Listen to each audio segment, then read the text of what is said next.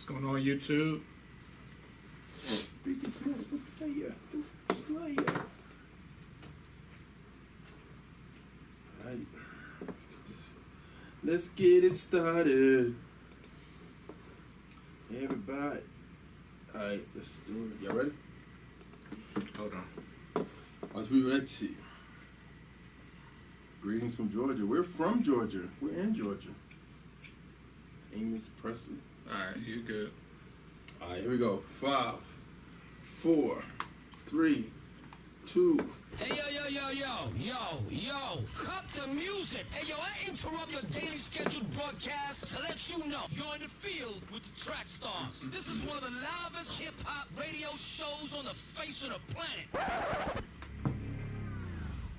Yeah, it's about that time, you already know. Turn the speakers up, man, it's time to start the show. Sean Taylor, DJ Jeremiah. We bringing the heat, man, this joint be fire like, bruh. Well, it's the camo day today. Green camo. What's up? How are you? Good to see you. Ryan. The other Ryan. Let's go. Yeah, back in the field with the Trackstarz. Ryan Righteous, Sean Taylor, DJ Jeremiah. What's good? All right, this episode is sponsored by Nectar Distribution. Make sure you go out and find all the different options you have to make your music pop. Nectar Distribution, opportunity for you to get displayed on over 150 digital outlets with the Trackstarz. Great opportunities. Go to www.nectardistro.com. All right. All right, so something happened this week that I wanted to bring up and see if we could figure out how we would respond. So Facebook just announced that they decided to ban a few accounts. Louis Farrakhan, what was the guy? Alex Jones, people like that, right? So a lot of people are like, this is my First Amendment. If you start doing that, they'll start banning this and that and that. First of all, it doesn't really apply because these are private companies and they have rules. And if you violate the rules, and they have. So that's one part of it. But what got me thinking was, what if there is a slippery slope here and they end up banning all kinds of things they don't agree with, like us, for example, right? Yeah. And what would happen if, because it's a possibility, what would happen if you weren't allowed to use any of these platforms anymore because they didn't agree with Christians who believe this, or this, message, right? Yeah. The business or the artistry or the whatever that you're doing, would it stop? I don't think we realize that we are very, very dependent on these platforms. Facebook, your whole business, your whole artistry is only known because of Spotify, SoundCloud, these other companies. And if they banned you, what are you gonna do? So what's interesting is the artistry isn't going to stop, right? Because you can rap in your mirror to yourself in your bathroom. That's easy. But the business of it will, or slow down at least. And the reason I say that, and I told you guys on the call that I think the one thing that you can't really take away from the one business that can't be hurt by social media, that can be hurt by social media but won't go away, is the church, a physical church, right? And I think when you think about us and our platform and what we do, it's the social media space, it's the internet space. So if you have a .com and you get canceled on social media, then you got a problem. You got a problem. Think? Well, I think the one thing you could feel that is wrong, but then also you could feel like, well, that's their platform. You know what I mean? And I didn't realize that until like a couple days ago, and I was hearing people talk about it. It was just that Facebook is just have rules and regulations that you gotta abide by. You know what I mean? Is it right? Because your First Amendment right is to, you can say what you want to say, free speech. That's your amendment right, not to go to jail, yeah. not to not get dropped. No, but what I'm saying is you have free speech, but at the same time, it's like us. It's like we're not gonna have somebody just come on our show and just say whatever they want to say. I'm sure if we did, we probably edited before it be released or something like that. You know what I'm saying? But this is airing live right now, so whatever we say right now goes out and it's done. Well, I'm saying like after the fact, if we made it our own video, we're probably gonna edit some stuff out. You know what I'm saying? Because it's the platform that we're on. Yeah. So I think at the same time, people got to understand that just because you are talking about whatever you're talking about on Facebook, Twitter, Instagram, if people feel offended by it, they can report it. They could say, hey, they can flag it. You know what I'm saying? So even if they're trolling you just to flag it, I've seen I watch certain people on YouTube that get flagged all the time because people just don't like what they're talking about. So I think people got to understand that just because you have the right to say what you want to say, but some people are going to feel offended by it. And you got to understand if they boot you off these social media platforms, that it is what it is, because that's their policy. But my question to you is, assuming all that happened already, you're booted. How many businesses, Christian businesses, would survive if we all got banned by all these platforms? How much are we dependent on these other companies? Because I think Jason was the one when we were talking about this during our meeting, is you shouldn't rely on these platforms for your business. But then it got me thinking, we all rely on these platforms, like you can't get away from them. We would have to go back to grassroots, right? We would have to go back to advertising in the yellow pages. That's what I'm getting at. Newspapers, magazines. What would I think a lot of Christians would completely lose their whole mission for life if they lost internet access, because we have built our whole ministry online and we don't know how to actually go and do stuff in person anymore. Like, we don't know how to actually affect people and build ministries and build things without the help of all these other companies. Yeah. What would we do? Yeah, it's interesting. I think about it even when you talk about outreach, right? When you talk about outreach and you look at what City Takers, they do. They go out and they feed the homeless, and you'd have to almost kind of do the grassroots thing all over again. Like, you'd have to get people familiar with you face to face and, network that way. Yeah, and somebody was like, well, you can have your email list. I'm talking about Google. Google drops you. Everybody drops you. Google, Facebook, Apple, they own the whole world. Well, I think you got to go, like somebody said, newsletter, old school way. Like, you got to send stuff out to people. I know it'd probably be stretching on the person sending the stuff out, but if you're passionate about what you do, send it out to who? Send it. I mean, I guess if you have a newsletter, or you've copied your emails before they can't do nothing with emails. Well, I'm talking about if you got people's people used to send newsletters out when you had their address. We don't have addresses. You see what I'm saying? Like, who's collecting addresses now? You could just send them an email. I mean, people still collect addresses so you can go send them clothes, send them stuff like that. Like, if you have some busineses do. Like, if you're a clothing brand, you may be straight. But what about everybody else? I mean, okay, let's say for instance, if Trackstarz did like before we went digital and we did like a newsletter to people what was going on in Trackstarz, what's going on in Christian hip hop monthly, and we had those email addresses, that's how you can still do that. I'm sure some people, if you subscribe to something and they got your information, you still got their address and stuff like that. It may have changed. People's stuff may have changed, but you still probably got some type of address.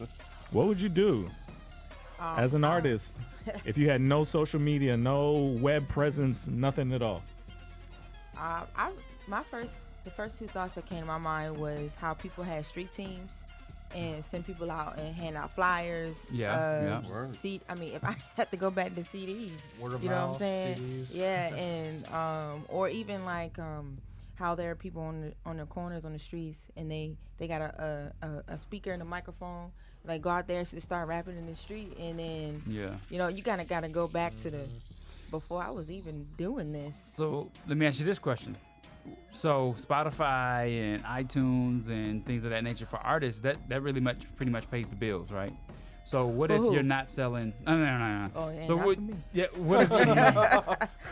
So what if you're not selling CDs? Like, I've been approached at the Quick Trip gas station, and it's like, hey, here's my CD for $2. I don't want that, right? I mean, that's not the way I buy things. So what happens if you go out there, you don't have the confidence, you don't have that hustle mentality, and all you have is your CD, and you really want people to hear it? The best tool we have right now as artists and platform owners is the social media, the internet. So if that goes away, we've got to get really creative again. It's gonna be hard. I mean, it ain't gonna be easy. That's for sure. Like, it's gonna be some difficulty in trying to figure out a way to navigate. You gotta be innovative. Yeah. I think one of the things we would be able to do too is figure out that our audience is the church, right? And then that's where we go. We go into a church building and we rap there and we put on. But again, okay, so maybe I'm asking two different things. Okay, yeah, as a business, you'd be fine. But what about the actual? Maybe I think different. I'm not trying to have a business just to sell things to Christians. I'm talking about your original purpose of reaching the lost. How would we do that if we didn't have? But now you're gonna buy a bunch of plane tickets. I just want to say, so this is basically what you're saying, not as much as the artist side, but there's a podcast I listen to, Apology Radio, and they do gospel outreach, obviously, but then they do also abortion outreach, but for the gospel and then also for lives. Anyway, but they got like banned, I think several times from Facebook, and they had to write them back, and they finally got back on or something, but they've had issues with that. So I guess like the technicalities of it, I don't know, because I know Facebook has, like you said, it's its own like thing, so they can make the rules, but that's the annoying thing that I see, to where they were expressing their freedom, and then Facebook just decided we don't like it, so we're gonna kick you off or something. So anyway, yeah. So I mean, that's just the bad. We're not even talking about what that is. I'm just saying, if it happens, end times, they cut us off completely. yeah. What I don't think we're doing enough of the grassroots stuff anymore, and I think we're losing some ground because let's say Facebook goes away, Google goes away, Apple goes away, all these people go away. We don't have anything. Yeah. We have lost the ability to groundswell. Not everybody, like Seed Takers is good at it, but we've lost the ability to groundswell without using all these platforms. Yeah. What about We need to get back to What that. about websites, like your own personal website? You don't think that's still effective? You gonna say it? WordPress drops you. AT&T, Oh, your you talking about internet, you're the off the internet, companies, period. they disapprove of what you talk about. Everybody agrees to drop you. That's what's happening to Alex Jones. He got dropped by Twitter. He got dropped by Facebook. He got dropped by YouTube. Yeah. He's systematically getting dropped by everybody. So just assume this happened to you. First of all, I don't like him, so I'm not defending him. I'm just saying, let's assume this happened to you. What would we do as Christians? I mean, there's some end times prophecies that this is not far fetched, right? So, I feel like a lot of people would be on the bench because their whole talent is around the internet. Yeah. So what would you start to do? I think we have to go back to what the originators of marketing was before Cold social media. calling. So like calling people, Flyers, text messages, or I mean, we started in the era where you still had to do some of this. I mean, we there was like MySpace. It was starting the beginnings of MySpace and stuff like that. But you had to. I remember the first technology thing we used that was killing back in the day was Evite. Everybody used to get an Evite, right? But that looks archaic now based on what we have. So there were times where you had to like staple flyers to polls. You had to go out and actually talk to people. You had to, and I think we're losing some of that skill set of cold calling, talking to people that may say no. You know what I mean? Yeah. It's easy to just throw something up online and be like, I hope you like it. Yeah. Versus having to see them face to face. I think that's the grand scheme of what's happening with technology, like what technology has done in the world, period. Because we can, like, this question is valid, but also valid for the entire world. Like, what if the internet shut down? And, like, especially, like, the X generation or some millennials, it's like, yo, how do we function? It's a good question. Yeah. You There know? was this Diane Sawyer special last night that was like 8 hours long, but it was about screen time and how screens have affected us and how it affects children and all kinds of things, right?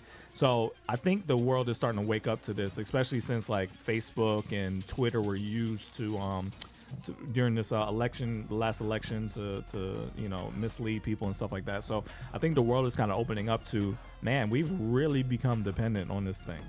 I mean, our whole show, you're watching us, most of y'all, right now through a platform that if it went away, what would we do? We would have to go to another one. What if they all went away? Then how would you hear us? Do you think we're creative enough to create our own? Because I think some Christian outlets try to create a faith book. Okay. You know what I'm saying? Let's process through that. How would you create your own? How would you do that? I don't know. Let's say you get dropped by everybody. Yeah. Your internet service providers, everybody. Creating your own would consist of you going out, building towers, creating your own network, creating your own internet service provider. You have to do I'm saying like you lost everything. But okay. There's a lot that we depend on. I agree with what you're saying, but I'm just thinking from a realistic standpoint, like the Nation of Islam still have their .org. You know what I'm saying? Like they still have a website. They go through GoDaddy or they go through something. Everybody they has to go through somebody. Yeah, but I'm just saying they still have it.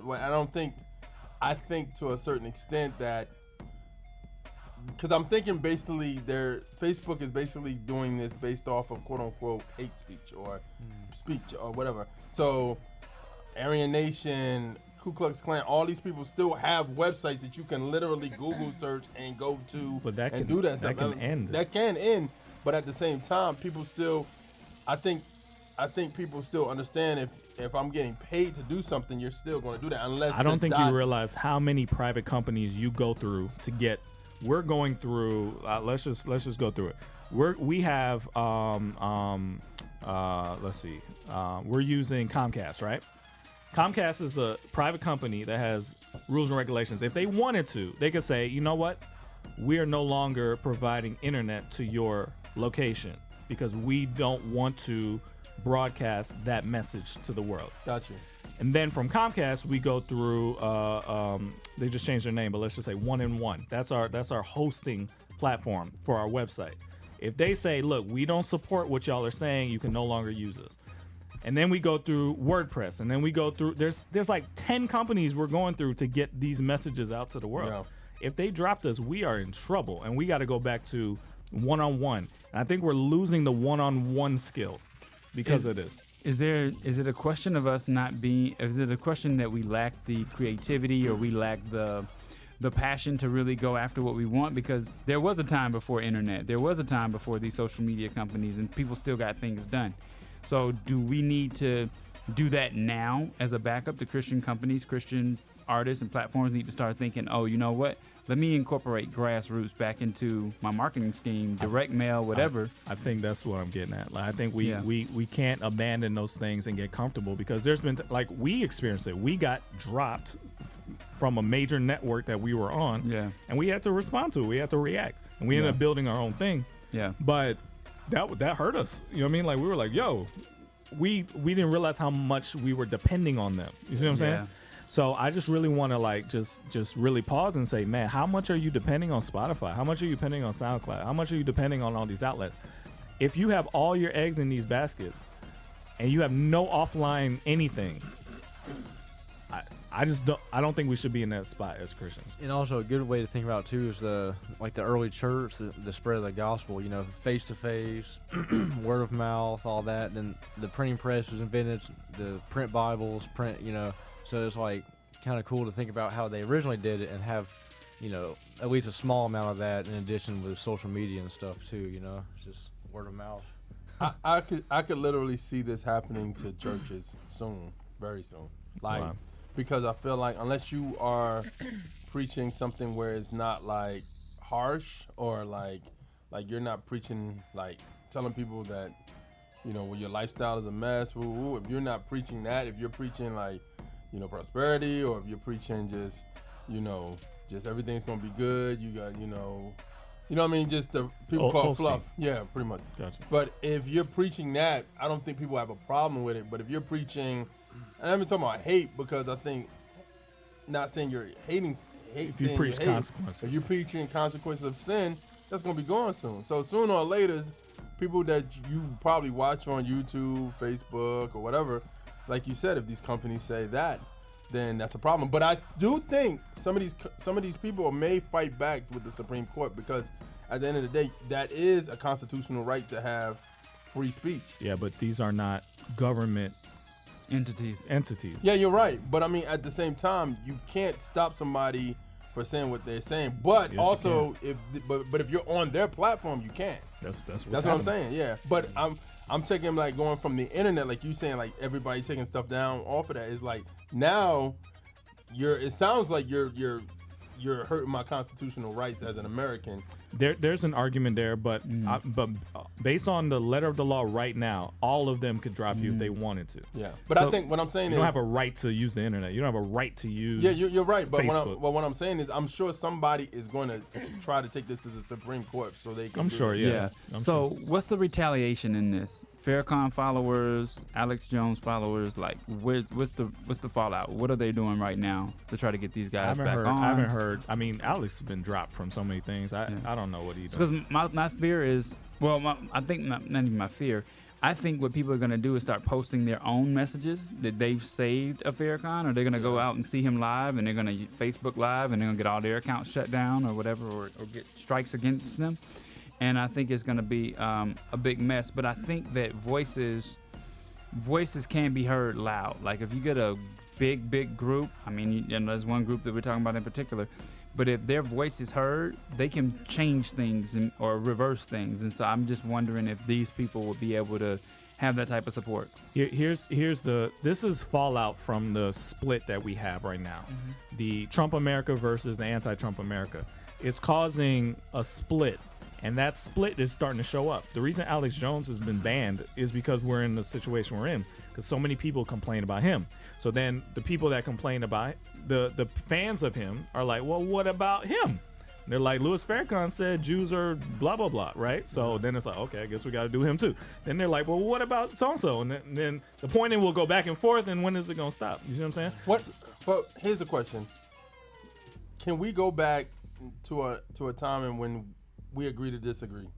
You get what I mean? Like, or you have a serious conversation with somebody on what they believe or their theology. Because at one time, we were never just cut that person off. It was that person is saying something crazy right now, but at the same time, we need to debunk what he's saying. I don't think so, because now it's starting to result in death. People are starting to get radicalized by ideologies. People who are not all the way there are starting to hear people say crazy stuff, and then they're picking up guns and shooting people. That's why this is starting to rise to a new level. So everything associated with hate speech is starting to be weeded out. The problem is who decides what is what, because remember I said last week, what we're saying right now is considered hate speech now. So who gets to decide what's hate speech? Because they could shut us down for saying that homosexuality is a sin. And be like, that's hate speech. It's no longer You're ideas. You see what I'm saying? Physical. So where's the line between dangerous, violent speech, and this is just something you don't agree with, but it's my opinion versus yours? You see what I'm saying? Yeah. That line is going to need to be defined at some point, and I don't think there is one. But I don't think they're trying to define it. They're trying to. It's kind of like going with the scripture talks about what is good is bad and what's bad is good. That's where we are right now. It's basically, hey, what you're saying is bad because it's hurting my feelings. Versus like, I disagree with what you're saying, but that's your opinion. You're entitled to your opinion, whatever. You know what I mean? I think that's how we used to be, but now it's just to a point where it's like it's almost like conforming. Like you have to conform to the way we want you to conform to. Yeah, it's just interesting. I just want to encourage everybody, don't forget the basics. The basics of marketing and advertising is going out, meeting people, go to a mall, and try not to get kicked out, but you could talk to people in the mall and be like, hey, this is such and such, right? You could go to schools and say, hey, this is such and such. You may need permission in some of these places, but public sidewalk, right? You could go downtown with the megaphone. People do that all the time. You could go to busy places like New York and they don't even care. They'll just listen to whatever. So like, there's still some old school ways to get the message of Jesus Christ out. So if everybody gets banned, that should not stop the commission. You see what I'm saying? Like, we're still called to spread the gospel whether we aren't on Facebook or not. You see what I'm saying? Don't use it as a crutch. All right, let's get back into it. You in the field with the Trackstarz, Ryan Wright, Sean Tanner, DJ Jeremiah. Look up. Hey guys, this is Miracle from Trackstarz. I wanted to make sure you all know all about the official Trackstarz universe. If you'd like a free Trackstarz t-shirt, free merch, discounts, exclusive content, and direct access to your favorite radio hosts, then this is for you. Make sure to check out trackstarz.com/official. Again, that's trackstarz.com/official. Trackstarz. I wanted to make sure you guys know all about the official Trackstarz universe. So, if you'd like a free Trackstarz t-shirt, yes, as well as free merch, discounts, and exclusive content, and of course, direct access to your favorite radio host, then this is for you. Make sure you go to trackstarz.com/official. That's trackstarz.com/official.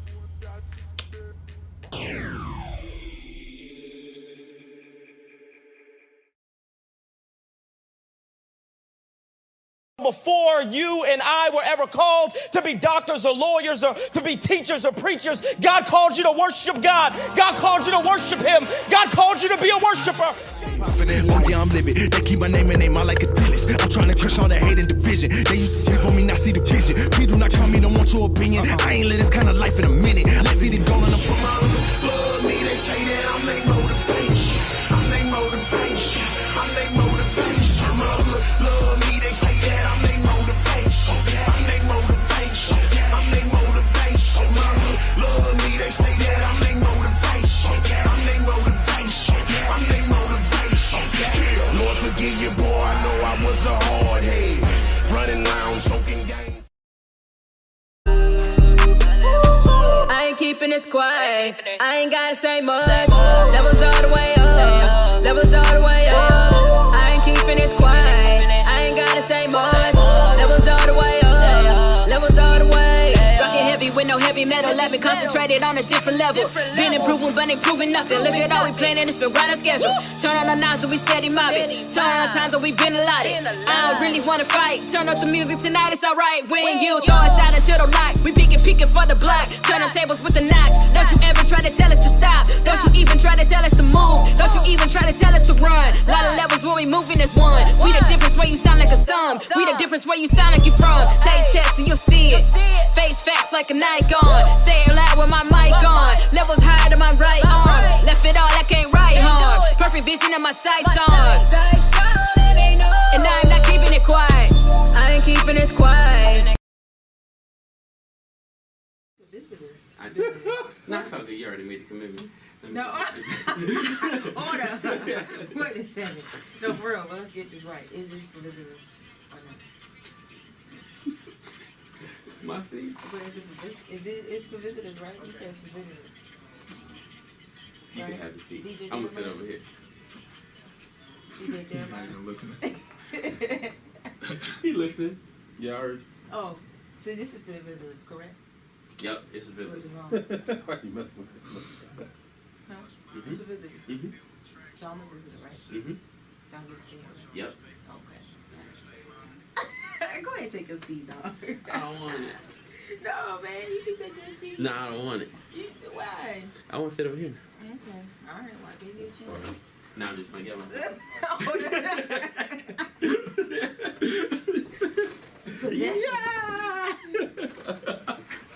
I just had a fight. I had to give you a hard time, man. How you doing? I'm good. Oh, man, what's up? I'm good. I don't be on camera either. No. Oh, right here. Oh, you say you want? No. Okay. No, this whole seat thing is. Yeah, I've never tried. No. Actually, you know what? No, we need both of y'all. Actually, we'll switch out. Yeah. We need you for this next one. Oh, you need. Oh. Yeah, so you take my spot and I'm No. Sit right here. Okay. You sit here. You here. We're gonna resolve this right now. Rick! What's good? What's up? Chilling. I didn't know you was coming back. Right Huh? here. We was talking about, I don't know if Rick's coming back. Slide that way.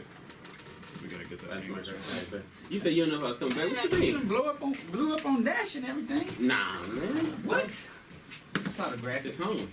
I'm happy. Wine glass. I saw the wine glass graphic. I know what time it is. Yeah. I posed for them photos myself. Time or two. Oh, man. Wine glass pose mean you ain't got no cares. That's what you say? Nothing in the world. Everything's all good. Where you recording at? In my own studios. Oh, so you're recording yourself and then sending it in? Mm-hmm. Okay. The underground studio. No, so I do everything on Audacity and just kind of I send it to Anchor, I send it to wherever.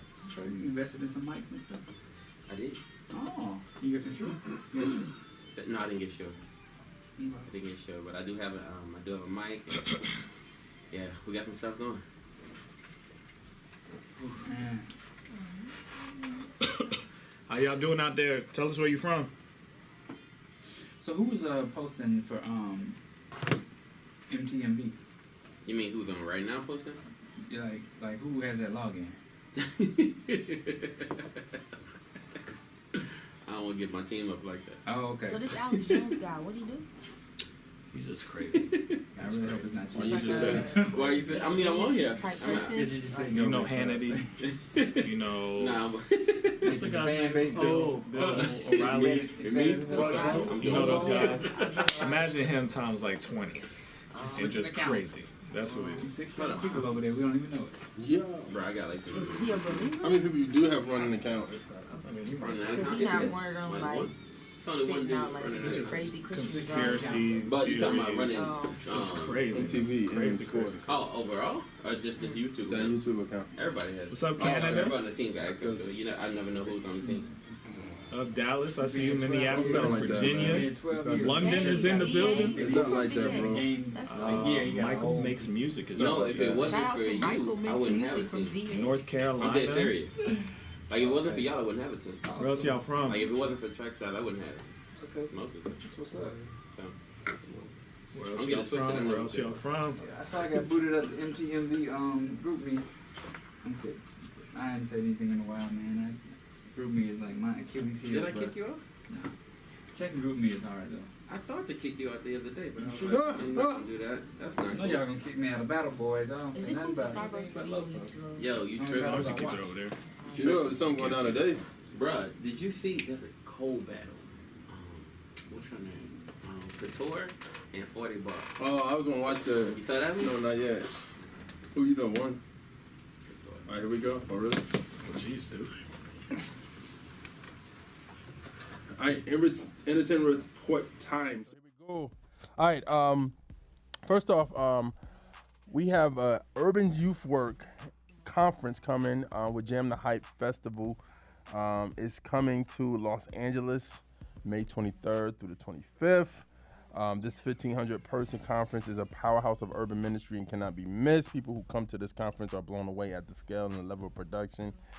It's next level. People are coming out to it. So if you are in the LA area or going to be in the LA area, please come out to it around that time. Artists that will be there on 1K Pisan, Beacon Light, Brandon P, Stephen Malcolm, Scott Free, DJ Promote, DJ Will, and many more. So please go out and check that out, May 23rd through the 25th. It's at it's Urban Youth Works Conference, so check that out. All right, man. Lecrae looks like he's in album mode. He's working on a new album. According to him, it may be Level Up. It's been almost a year since Lecrae dropped Let the Trap Say Amen with Zaytoven. He's been tweeting out. He tweeted out, "I'm in the best emotional and spiritual shape of my life after being in the worst emotional and spiritual shape I've ever been in. I got a lot to say. Album mode." Lecrae has been very public about some of his personal struggles and battles with insecurity and depression. He appears he's on men in the place where God wants him to be. He also posted this to Instagram, working on an album in a new way, inviting some of the most brilliant minds to help me create. So shout out to Lecrae, man, and album mode. You think we'll get Lecrae up in here, man? I know we went to them. Yeah. You think we could get a chance to get him up in here? So Yeah, we we can can. have that I responded to that Instagram. He was looking for the most brilliant minds. I said, if you need a doctor, I'm here for you, bro. Look, a lot of people responded to that. D1 responded too. Really? Yeah. A lot of, like if you go look through the comments, you can see a lot of people responded to Like, that. yo, shit. you want me Yeah. on that joint? I got a brilliant mind. All right, man. Shout out to RMG, man. I'm gonna mess her name up. I know. I told her this on Twitter. She said she'd give us the pronunciation, but I told her, I said it's gonna be hard. So I'm just gonna say Daniela. I think it's Apicala or Apicala. Apicala. It looks like acapella. Yeah, it does. Which thought it was. I wonder if Rite she of should have passage. just changed it to that. No, she actually did like a spell out and not on Twitter and said this is how you do it, because I think the crew said something about her. Yeah. And she did it, and I said, well, that's still hard for me. Yeah. So I'm just gonna call you DA. Yeah, but Is we it already said. acapella? We already said, huh? It's not. We already said you messing up names is a rite of passage. Yeah, it's a rite of so passage. that's what I Don't mess told up her. the She was name. like, They're that's not- funny. She they're started not laughing. really- they haven't really You're not a improved. really artist. Yeah, but anyway, she joined. They signed her to RMG on the main roster. So shout out to her. That's what's up. Doc Watson and stuff. He said Daniela is really amazing. Her heart and character go a long way with her talent. I don't see a ceiling with her. We are so excited excited to have her on the label, even though they haven't had a single or a female on that label yet. I know how much work they put into just having me here. That's what she said. That makes me feel really comfortable going into it. Lord Badu my Life single, Raleigh, straight single, and DA, Silly Girl single. You guys got anything you want to promote? Yeah, I got a shout out. Shout out to Lamar James, who dropped Can't Let Go today. Yeah. Excited about that. New Nectar artist. Yeah, man. It's so dope, man. Just walking him through the process. Me and Maya walking with him through the process of with his music and stuff like that. And when the photos come out, y'all gonna be shocked. Y'all gonna be a little shocked about Lamar James and he doing stuff with his shirt off. His swag. I ain't saying all that, but y'all that's what he sound like he alluding to. Is that what's happening? We're gonna see. We're gonna see. Lamar James, Trey in the background ain't in the background no more. So we're gonna see, man. So, but honestly, I think the project is gonna be dope. So I was super geeked about that joint dropping, man. I posted it everywhere. I was looking for it everywhere. It's a good song, man. Yeah, I was looking for kind of what he's gonna bring to the table. I'm excited about his creativity. You know what I mean? Yeah. Like he comes at it from a different standpoint, and I'm so geeked about like where he's going and what he's gonna do. So I'm definitely looking forward to that. I was looking everywhere for that joint. Found it on Noise Trade. Yeah, right. Yeah. It's for free right now. Yeah, and then we're gonna put it on the streaming services. Okay. Yeah, looking for that soon, man. Yeah, excited about him. That's all. Yeah. What about you, man? What you got coming? Oh yeah. So that Spectacular Extended joint is coming out, man. That's ASAP. it? Yeah. That's coming out. That's it. Now we got So we doing a well, I don't know if I'm allowed to even do that on here. What can I say? All right, anyway, so we got the sports show. So we got this new sports show coming up on Dash Radio. So that's happening right now. So that's about it, man. That's what's up. Congrats. Yeah, that's what's I'm up. excited about that. Welcome to the family. Yeah, shout out to where is it? Panda Babin. I guess he or she, I don't know, said that I skipped work to watch the show today. Oh, that's what's up. Well, Trackstarz over money. I called out a work sick. Trackstarz over money. That's what that's up. That's a good look. Yeah, I called in sick to work so I could watch this. I know somebody who did that. It was time to go to Reach Studios. Somebody had to be like, yo. Yeah, I had to do that too. Just can't go in today. I don't know what's going on. That wasn't me, though. That wasn't me. I'm just saying. I don't know you're talking about. I know some people. But yeah. So you got any recommendations this week? You done? Yeah, I'm done. Nah, my recommendation was Lamar James. Okay, dope. Yeah. What you got coming? I'm actually doing I'm going through a personal process right now. Okay. So I'm what I can say is I am doing a ton of creating as I'm doing a ton of healing. So what's going to come out of that is going to be very different from what anyone has ever heard. So a lot of vulnerability and actually linked up with a producer. So I've been working with him like real close. Okay. Weekly actually. So yeah, I'm putting in a lot I got of work. a challenge for you. Were you at Flavor Fest when Natalie Lauren did her session with KB? Were you there? Yes. Okay. Yes. Are you writing every day? I am not writing every day. I try, but with the context of my job, being a mental health therapist, it's kind of like all the paperwork you got to do is. Yeah. But I try. I definitely try. And I used to, before she even said that at the conference, I actually used to write every day. Okay. Because that's something I saw on her Instagram. Gotcha. And then I kind of fell off a little bit. It is hard to stay consistent like that when you got other lives to take care of. So. Absolutely. Yeah, y'all check out Jasmine Nikeo. She's doing the thing, man. She's really good. Let's get back into it, though. You in the field with the Trackstarz, Ryan Righteous, Shantana, DJ Jeremiah. Let's go. Good. Mike Starch here from MyStars.com, and some of you care way too much about what other people are saying or thinking when it comes to you, your art, your gifts, and your talents, and we need to talk about it. As always, today's episode is sponsored by Nectar Distribution, so you don't want to miss this one. Now go ahead and hit that subscribe button, and let's work.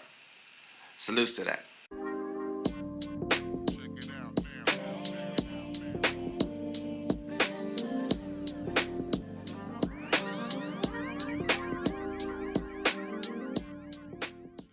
So when I first started music, I wasn't different than anyone else in the fact that I wanted people to like my stuff. And that's anyone. I mean, you want people to like your content. You want people to like your music, you know, your products, whatever you got going, whatever you're trying to present to the world. So what was the problem? As I was going on, doing my thing, doing music, I started to notice that if people didn't give the reaction that I was really expecting, or I felt like, you know, the type of music that I was releasing wasn't the type of music that they were listening to, I ultimately felt like, you know, my stuff wasn't good enough. And the truth is, I began creating not from the heart and what I really felt. I started creating for the approval and the thoughts of others, which can be super dangerous. Whether you know it or not, creatives just like me and you do this on a regular basis, and it's something we really gotta stop doing. For example, there are people that I know that, they've made it pretty clear they want to do a song with me. Some of these people are pop artists, others, rappers and singers, etc. Now, while some of them want to actually collab and just make really good music, others, they have a different idea in mind. The real reason why some of the others may want to collab with me isn't to make dope music, but it's because they believe that if I'm on their music, if I collab with them, it validates them as a creative. When the truth is, I don't give your art, your gift, your talent any worth. You do.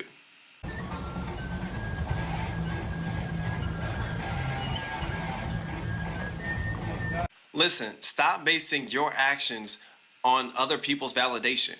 I mean, to be honest with y'all, to be real, if I listened to or cared about even half of the opinions that come my way from half of the people that I come in contact with, I wouldn't be where I am right now. I wouldn't have the platform that I have. I wouldn't be an award-winning artist. I wouldn't be traveling and speaking to creatives all over and doing what I love. I don't do what I do for the approval of others. I do it to help others. I do what I do because I love it. I do what I do because I know my worth, and you have to know your worth. Matter of fact, if I had to wait on other people's approval, it would look something like this. 3 weeks later, many months later. So much later that the old narrator got tired of waiting and they had to hire a new one. You see what I'm getting at? Listen, there are people in school right now with student loans just to appease a family member or a close friend, not because they actually are going to school because they want that particular degree or because they want to be in that particular field. There are people right now that are playing football because of a family member when they know in their heart they really have a passion for baseball. There are people right now that are trying to be doctors just because everyone around them is telling you, hey, it's where the money's at, it's where the money's at, when they know deep, deep down that they should be educators and that they should be teachers in the education system. Look, it's not easy. It's not easy at all, and I'm not going to sit up here and act like it is. But the truth is, you got to step up. You have to step up. Matter of fact, let me ask you an honest question. Do you think other successful people are worried about you? For example, I know that there are people out there that don't really like my stuff, right? They don't like, my content, my videos. They don't leave comments. They don't share. They don't purchase and buy merch or albums and things like that. And that's okay. And a lot of them I know by name. Now, are some of them friends, acquaintances, family members, coworkers? Yeah. But is that going to stop me from getting to where I'm trying to go? Nah. I will look for you. I will find you. And I will kill you. So what am I ultimately telling you to end this?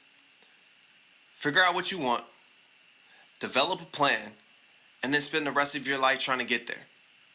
Stop worrying about other people, because I can promise you, they sure ain't worried about you. And that's real. So, what'd you think? Did you like this video? If so, go ahead and hit that like button, then hit that subscribe button so you get notified every time I drop a new video. Also, if there's a particular topic that you would like me to talk about, go ahead, go into the comment section. I do read my comments and I will add your suggestion to the list. And, as always, be you, enjoy your life, live authentic. Salutes to that. Catch y'all later.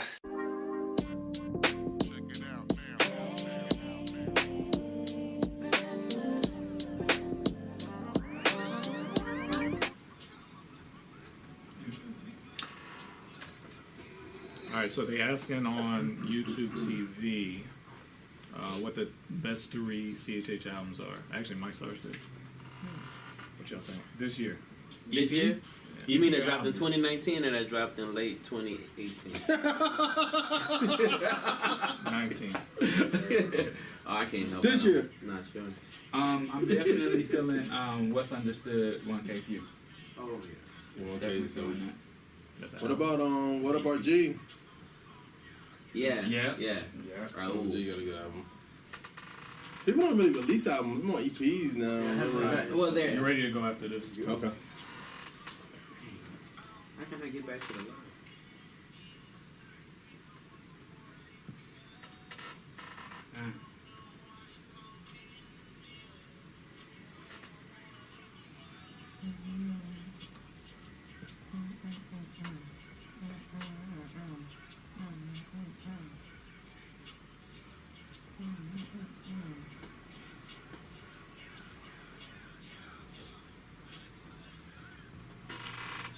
I had a real scary thought this week, man. I was like, somebody asked me for a feature.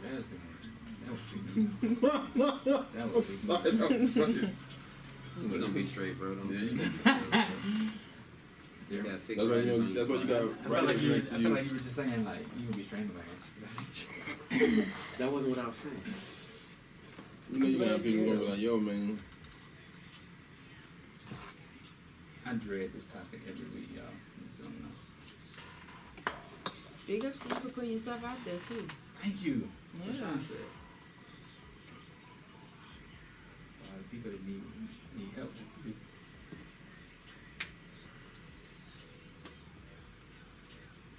think it's a little easier though, because I'm not calling myself a rapper. Just like, you know what I mean? Like, people out there that, like, in their words, they say that rapping sucks. Yeah. And it's like, I don't want to be that person, but I also don't want to be a rapper. But you got bars though. I heard your joint last week when I was listening to the show. Thank you. I had to And rewrite a I lot. was like, I was driving actually to go see a client, and I was like, okay. Thank you. Okay. Yeah, Righteous rapping. Yeah, I had to rewrite some things. But yeah, my start as an artist started differently from a lot of people's too. So Okay, I definitely want to hear that. That's what. it was like by What's up, MC Nice? MC.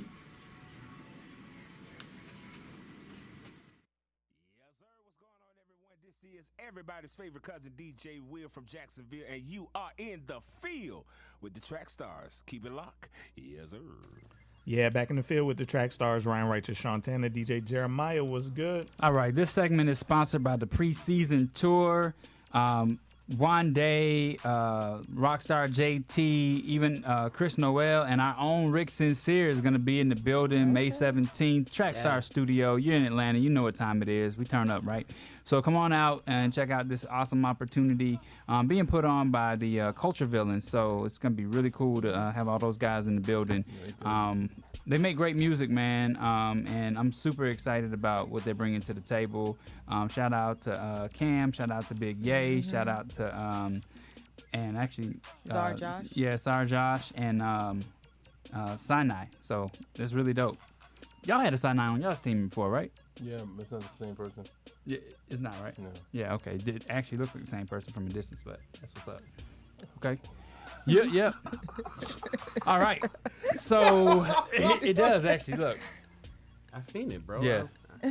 You're on the flyer. My bad. I disagree. You're on the flyer. Don't look like So it. honestly, yeah, I'm having a vision issue this week, but It's all good, bro. yeah. See, I gotta go watch. I gotta look at the See? flyer now. from a distance. Wait, hold on. From a distance. Stop this, man. This is riveting. I But, appreciate it. Thank you. Anyway, this is my segment, so I'm taking control of the mic right now. All right, so this week I continued my journey on Make Me a Rapper. Yeah. I learned some things. First of all, shout out to the homie Shantana. He gave me some really good advice after the show last week. Shout out to everybody who gassed me up on YouTube. I really appreciate that. I'll call it the gas up. But no, actually, I confidently would say that I appreciate what everybody's saying. And I can definitely take the criticism and the feedback. But actually, the feedback was good, which Yeah. I was surprised at, right? Because I've never done this before. I guess I've just been hanging around with you guys, and some things have rubbed off on me. I listen to a bunch of Freedom Sessions each week. Like I listened to 1 through 6 this past Sunday, and I haven't gotten over to 7, 8, and 9 just yet. But I like the creativity and the style and the flow of our team. So really proud to have you guys help me with this journey. MC Nice says he wants to help you. Yeah. Let's Gotta go. record that one. So you know what was really cool? If I get MC Nice to produce this thing, right, and I'm gonna say MC Nice like 6 or 7 different times so that he feels guilty enough to produce this this first track. But yeah, MC Nice. Now he already committed to it. He got you covered. Yeah. Okay, that's what's up. Yeah, So first track, MC Nice. That's exciting. I gotta tell you what I feel comfortable on, because I don't feel comfortable on a lot. But it's been cool. So this week, I learned about wordplay, metaphors, and staying on topic, right? Okay. That is hard. Yeah. That is hard. So I called Sean up and I was getting advice from him, and I was talking about what's the difference between a freedom sessions and a song, right? And to me, in freedom sessions, y'all can kind of like go all over the place, but it sounds like y'all are like on the attack, right? Like everybody's saying something about the industry, everybody's saying something about themselves. It's swaggy. Yeah, exactly. And so on a song, it seems like you can stay on a topic a whole lot easier, right? So I'm kind of doing this for freedom sessions, so I'm not really like thinking about song stuff. But if I had to do song stuff, like I listened to Independence Day mixtape this week. Okay. Oh, okay, right? Throwback. Yeah. And I listened to Family Business. Okay. By the way, I think Family Business, the Ransom beat, is actually the beat that I feel most comfortable with right now, right? So that's your most comfortable beat? Most comfortable right now. Not because, the 6 foot, 7 foot? Nah, not anymore. Okay. Not anymore. Because what's happening right now is that Jeremiah and Sean, they do an intro before they get to their verse. Yep. And that's helping me count, right? Because I'm like, okay, yeah, I remember what no they... hook on that song. No, there's no hook on that rap, song. man. They're just going all the way through. Yeah. And that helps too, right? Because you just keep going till the beat runs out. Okay. So that part has been cool. So it's interesting. It's interesting. Sean gave me some criticism last week about, having too many words in my line, and so backing out some words so you can say it a little easier. Yep. So I came up with some new stuff this week, some what I think is better stuff. Kind of ran some of it by Sean, and I like where it's going. But what you I about would to hit us with bars? Yeah. I don't know. Yeah. Oh yeah? I haven't really practiced the new stuff all that much, but I can read it out if y'all want me to do that. Acapulco. At some point, you gotta rap to a beat, man. So you about to hit us with the bars? Yeah, though, that's right? probably like 3 or 4. That's probably like That's later on. That's season 2. Episode 11. Yeah, well, Season season 2, 1, the episode beat. 11. We got like 11 on that. But I actually wanted to do something for myself, right? Because it's hard to get everybody in the room. Appreciate Jasmine, you being here. But it's hard to get everybody in the room to get my questions answered, especially when we're trying to make the most of this a recording. So I want to ask each of you all to give me 2 minutes of your explanation of what it was like when you started off and you wrote for the first time. Like, I know probably you guys wrote for spoken word before you all wrote for rap, right? Nah, Not me. I was straight up rapping. Me son. too. Okay. No, seriously. No, I went on spoken word for me. Oh god. All right. So let's start off with you, Sean. What's up? First time. What was it like? What was the anxiety that you had? Totally different. Were you afraid to share with people? Say what? What are you gonna say? It sounds like something totally different. What? No, you know what this is, right? This is the stall. But I'm cool with it. I'm cool with it. I mean, I don't remember. I think I just started writing in a notebook. I referenced it in Paper Weapons. Okay. Kind of like this. Yeah. So just on the bus, writing in my notebook, and then just I guess spoken word was first for me because I'll tell you what it was. I went to One Day, Passion, Louis Giglio, all those guys, right? And I went to One Day and I saw Salida, Amina, all of them, the OG Destinations people on the main stage at One Day in Texas, right? And something about it, man, it grabbed me. And I think I had already seen them once before at the local destination. I can't remember the order of all this, but on the bus ride back, I just started getting all these things in my head, right? So I started writing my very, very first piece that I auditioned with to get on the Destinations team. Yeah. So that was my first thing. Okay, so your first thing was you wanted to go and do spoken word. You didn't want to necessarily write a rap first. My first, well, man, this is fuzzy now. I remember I was a big fan of Eminem, and Eminem said something in a song one time, and I was riding with one of my.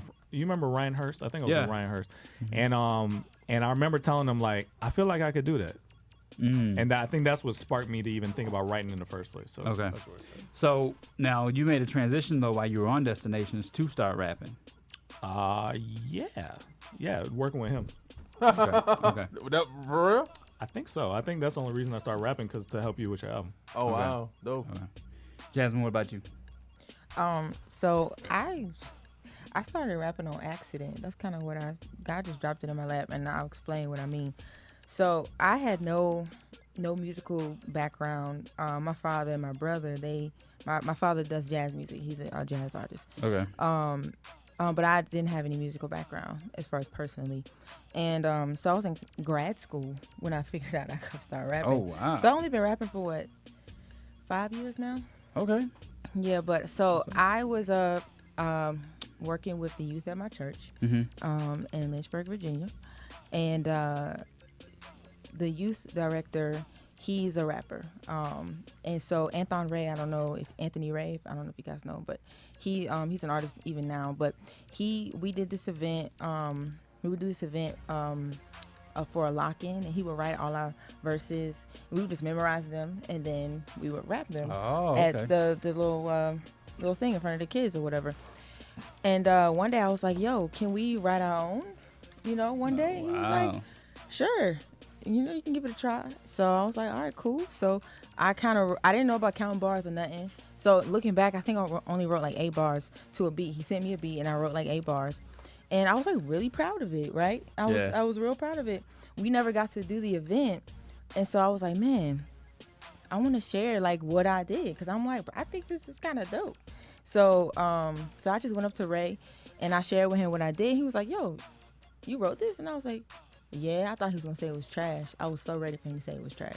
But he was like, yo, for your first time, this is actually pretty dope. And so I was like, oh, okay, cool. And then Travis, who is the owner of Culture Villains, who's coming here, Travis is actually the reason I actually picked this joint up and started running with it, because he was like, for you to write what you wrote and then you never wrote anything before, it has no background in this. You have something called a natural gifting that definitely needs to be cultivated. And he was like, yo, you should go for this. And I was like, for real? And so yeah, that's kind of like how it started with me. And I just started like going to YouTube, looking how to count beats, and I just started doing my own research. So you went through this process he's going through right now? Yeah. Dope. In a sense, Dope. yeah. Dope. Okay, pause. I'm not letting you do them. Do you have any questions this Dang week? it, man. I had an interesting story, too. Next week. That was a good pause, too. Pause. I'm not letting you do them. Do you have any questions for this week for Jasmine? Yeah. And we need to hear what you got so far. All right. So the question is, what was easier? Was it easier for you to rap what they wrote for you, or was it easier for you to rap what you wrote? It was easy for me to rap what I wrote. Okay. Yeah. Because it was already in your head. Yeah. You already. Now, what about when you switch up? The pattern, the flow? Like, how is that on the same beat and everything like that? When do you decide I'm gonna go with the different flow? So a lot of it for me isn't really analytical. It's like a lot of feel. Like I feel. I don't know. It's hard to explain, but it really is more so of a feeling. Like I really feel the beat, kind of like marry the beat. Okay. And I kind of like let it lead me, when I write. Yeah. So, yeah. Okay. Does that make sense to you? Yeah. So I think one of the more helpful things that's been helpful for me on this journey was Rick, when he told me just to listen to a beat and just start just da da da da. And right, and so then I started putting words to it. The funny thing about it is that when I put words to it, I don't ever remember what I said. Right, so when I come back to write that down, I'm like, yeah, I don't remember that, so I have to turn it on again. So I spent a lot of time in my car. Do you record yourself? You got to record yourself. I did the first time. I haven't this week because I've been doing so much. Because I changed beats, remember? So I did everything totally different this week. Right. Okay. So in my mind, I've just been listening to. I did a comparison. I listened to what Drake and Lil Wayne wrote on Ransom, and then I listened to what you guys wrote. By the way, I think y'all's was way better. They just talked about garbage the whole time. And that's real. Yeah, they did. I really do. And so then I started listening to just the beat, right? And so I would listen to the beat, and I think that what people probably aren't good at it when they first try it, but I think freestyling is the way to really figure out how to understand a pattern and how to get into the flow of it. Because I did that this week, and I was like, you know, it's funny. I don't cuss, but I was like, I hope I don't cuss. Because, you know, I'm just trying to like. That's when you find out if the spirit has been moving. No, real talk. Because every time I freestyle, something may slip, and I'm wondering if that's there. You know what I mean? And I'm glad you didn't, brother. Yeah. You don't think of a word before you say it? It's just flow. I mean, this is new for me, so. No, I'm just saying. I'm not talking to you, but I'm just saying in general for anybody here. Just when you said freestyle, like when I used to do it, I would just think of a word that I'm trying to match with the next word. People do it different. Some people they don't even know where they're going. They just flow. Yeah. What's the name? Killed last week, man. If y'all didn't check that out, Script killed last week. He just came in. He did a freestyle at the end. It was crazy. All right, so what you got? That's why I don't freestyle. I'm still asking questions. No, you don't. Let's go. So honestly, the art of the stall. Honestly, you this is harder for me I've because never seen anybody do it like this. This is harder for me because I tried something different, and I don't know how that's gonna land. Right. So, are you at verse length yet? They don't. How many bars is it? So you I know got how to count now. So I got a lot of stuff, but it's not all together, right? So we're gonna have to hear Acapulco. I'm gonna turn the music off. Is it verse length? Is it 16? How many bars is it? Nah. You should know by now. Nah, it's not. It's not. So it is, but they don't all go together, right? So like if you see my page, like this is the stuff I'm currently working on. Skip spaces. I'm skipping spaces that's because normal. That's other stuff that might That's come a later lot on. of stuff. Yeah, but this is like. You know, you got can a lot of scratching. You could just tie all that stuff together. No, I didn't sound good tied together. You have to just add some transition. I got 100 pages worth of rhymes in here. Okay, so last week, you know, I landed on this whole congratulations thing, and then I talked to Sean, and he was like, "Yo, it's too many words you're pushing together, right?" But then when I tried it with it's as my start off, I didn't like how I started off with it, right? So. It's congrats to meekness and madness. It just gave birth to this savage. And because I'm fly with the spirit, I do not carry my baggage. And if I don't take the swings, I know my batting is average. I'm moving wild and erratic, short breath and feeling asthmatic. Attack with no warning, waste time with no mourning, the depths of my sins instead of chasing my wins. So turn up the gain so we can turn up again. Man, we just got so much to gain, so much that we can't contain. My Christ, forever he reigns. They needed someone to blame, and that's where I stopped. I was at work yesterday. Ryan, that was dope. Son. Bars. That was dope. Thank you. So, I want to hear you in your cadence though. Yeah, rap it this time. Yeah, you gotta rap it, man. Okay. Man, hey, I know you're nervous, and honestly, like you're Yeah. probably scared a little bit. But the thing is, the only way to get better is let people hear what you can do, so they can critique and come. Because that's cold already, bro. Yeah, it is. It is dope. Like I feel it words wise, lyrics wise, you're already cool. You know what I mean? So just go ahead and feel it. Like go with confidence and run it. Okay. Congrats to meekness and madness. It just gave birth to the savage. Because I'm fly with the spirit, I do not carry my baggage. And if I don't take the swings, I know my batting is average. I'm moving wild and erratic, short breath and feeling asthmatic. Attack with no warning, waste time with no mourning, the depths of my sins instead of chasing my wins. Sometimes, so turn up the game so we can turn up a game. Man, we got so much to gain, so much that we can't contain. My Christ forever he reigns. They needed someone to blame, and that's when I got What week is this? What week is this? Okay. This is week 3, right? This week 3? Been like a couple more than that, but yeah. Nah, this is really week 3. Yo, Since y'all you started some of the working best on this? teachers Yeah, around. it's week 3. Yo, y'all the best teachers around. I mean, it's a community effort. Yeah. Though. Yeah, he it talked is. to Swift. He talked to you. He Yeah. talked to everybody. Well, Yeah, I look at talked what's to happening. Man, I've talked to a lot of people. I mean, the script. the whole point of this, and the reason why I said I could teach anybody to rap, and so can anybody on this team. Yeah. If Ryan can go through this process from scratch, there's no excuse why you can't get better. Yeah, that's real. If you're rapping, you should be able to get better. Yeah. There's no excuse. Yeah. So Ryan has proven that. You remember the show Dirty Jobs? What? Yeah. Remember that show where he just went and did other people's jobs and learned how to do it? That's what I see this as. Because I wanted next, I told him I want to do make me a producer, make me a this, make me a that. Yeah. And show like if you really work at something, you can get better. Yeah. Some people just assume, well, I'm just naturally gifted, but you could get better than what you are right now. You can. I want to be that make me a producer person. If you, if we're starting that, if we're doing that. So you know what? Make me a producer would be another one that scared me because I remember when Sean gave me a laptop, he gave me a Mac. I've been using PCs all my life, and I'm more comfortable with them. But he gave me a Mac for the first time, and I launched Logic.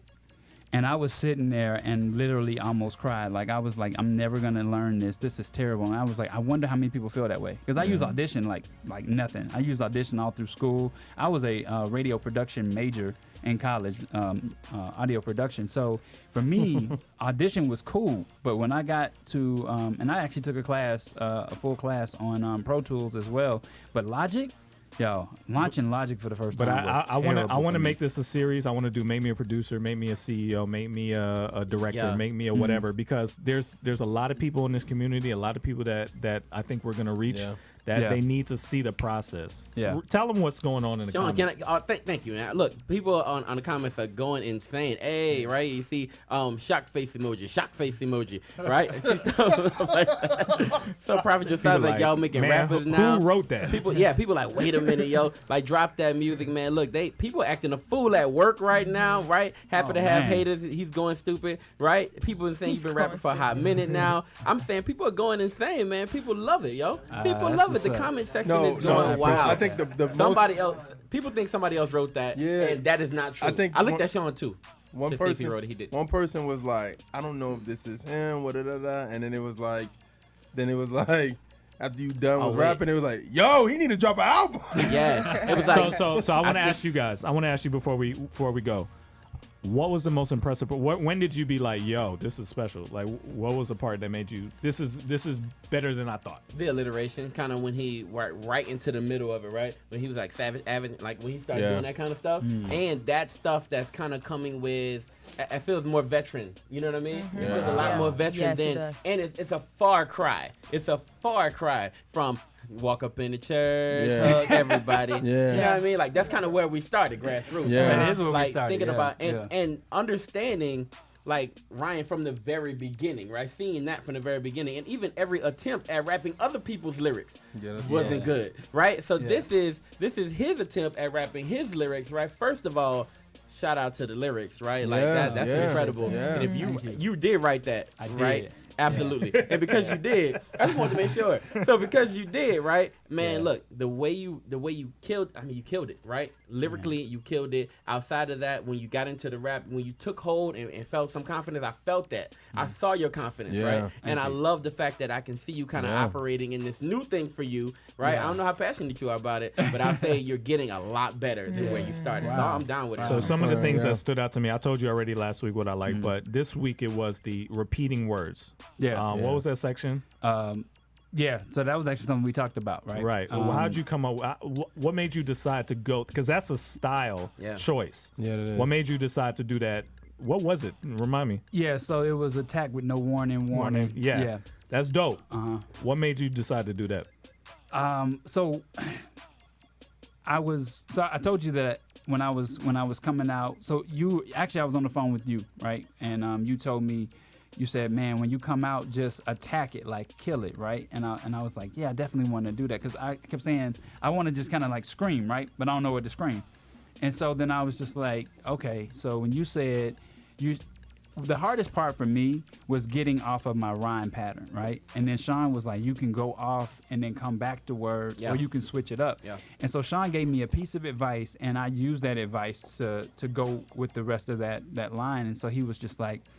And if I'm this, then I'm that. And if y'all this, then it's that and that. And the rap guide part is still in there, right? It's just further down now because I feel like it didn't flow with where I was coming. Okay. But it comes in a little bit better as I slow down the verse, right? And I think there's more in there too on like that I haven't pushed back up together. Well, like I said, we could go through it offline. And again, we're recording these conversations we're having offline with Swift and me and Rick. Yeah. So we're gonna put that into a podcast so you can see the nitty gritty, because we go line for line, for real, line for line offline. You see what I'm saying? So line offline. Yeah, we actually go through it. Yeah. If you want to hear that, that's coming too. Okay, now you just reminded me what it was. When I told you that I didn't like the line about if you want me to rap God, then I take full advantage. Yeah. You were like, no, the advantage part is cool. Leave that in there, but you got to tell them why, or you got to come out with what the advantage is, right? Right. And so then I was like, okay, so then I'll attack with no warning. And then I was like, but what comes after warning? And then I was like, oh, I can use warning again. Like attack with no warning. Sound like you playing Words with Friends. Stupid. Yeah, and so there's a lot more in there. I still got the part in there. It's just like I said, pushed further down. It hasn't all come back together yet, but there's still the I'm like a natural disaster that comes ahead of the rapture. We just some Jesus fanatics. No time for phony dramatics. And then this is the part where I was like, this week's theme was wordplay. Yeah. Okay.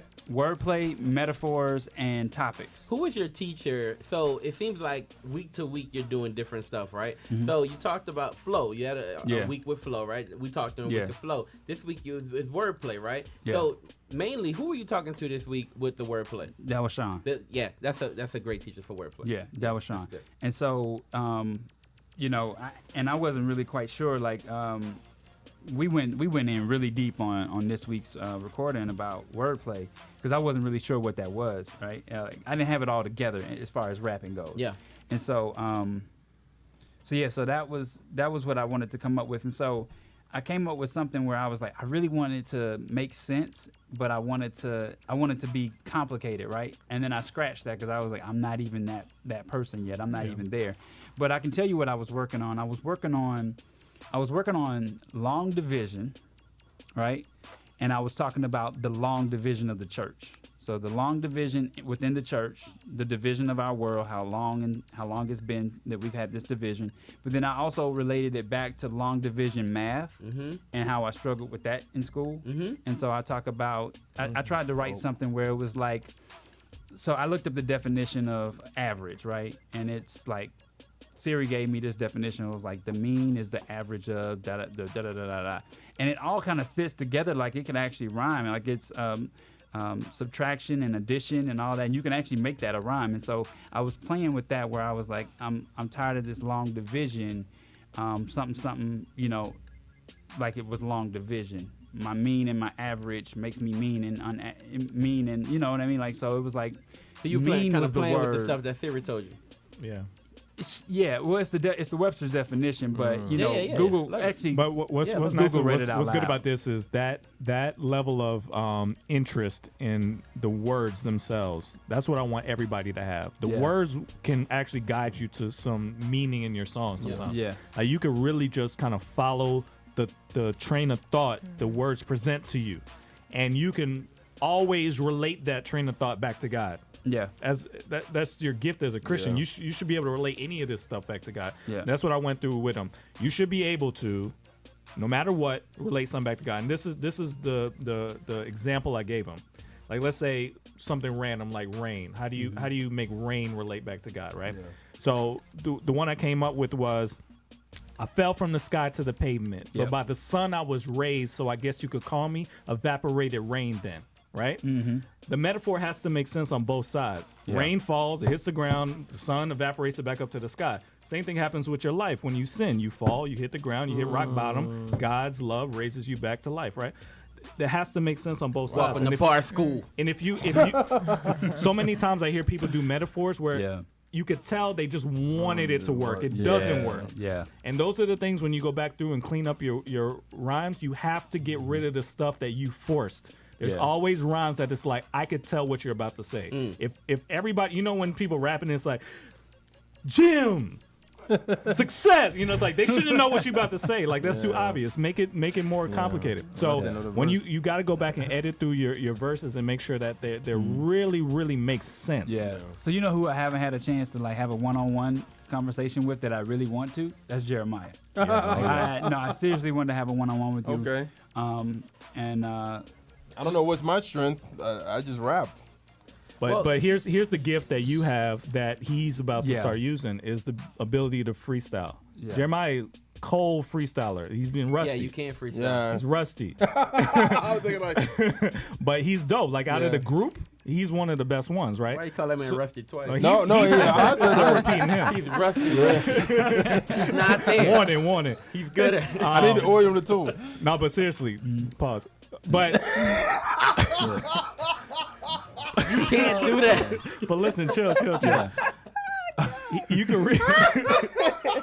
can really learn from Jeremiah with that. Like he's gifted at that. Yeah. Tarshawn, pause, man. So one of the things that I want to talk to Jeremiah about, and I actually haven't been able to put this in yet because I haven't felt like I could get that word in. But Sean was talking to me and he was like Jeremiah is good with similes. Right? Okay. Like this and like that. And I was listening back to, one of my favorite verses that you've ever done is on Family Business. Okay. Like you just went all the way in. Gotcha. Okay. And your voice changes, so I knew you were serious on that song. Okay. Right? Like you don't even sound like Jeremiah when Jeremiah raps on King or anything like that. Yeah. You were just completely different. And that was the anger that I was looking for. I'm not saying anger, but energy. Energy. Yeah, the energy I was looking for with this line.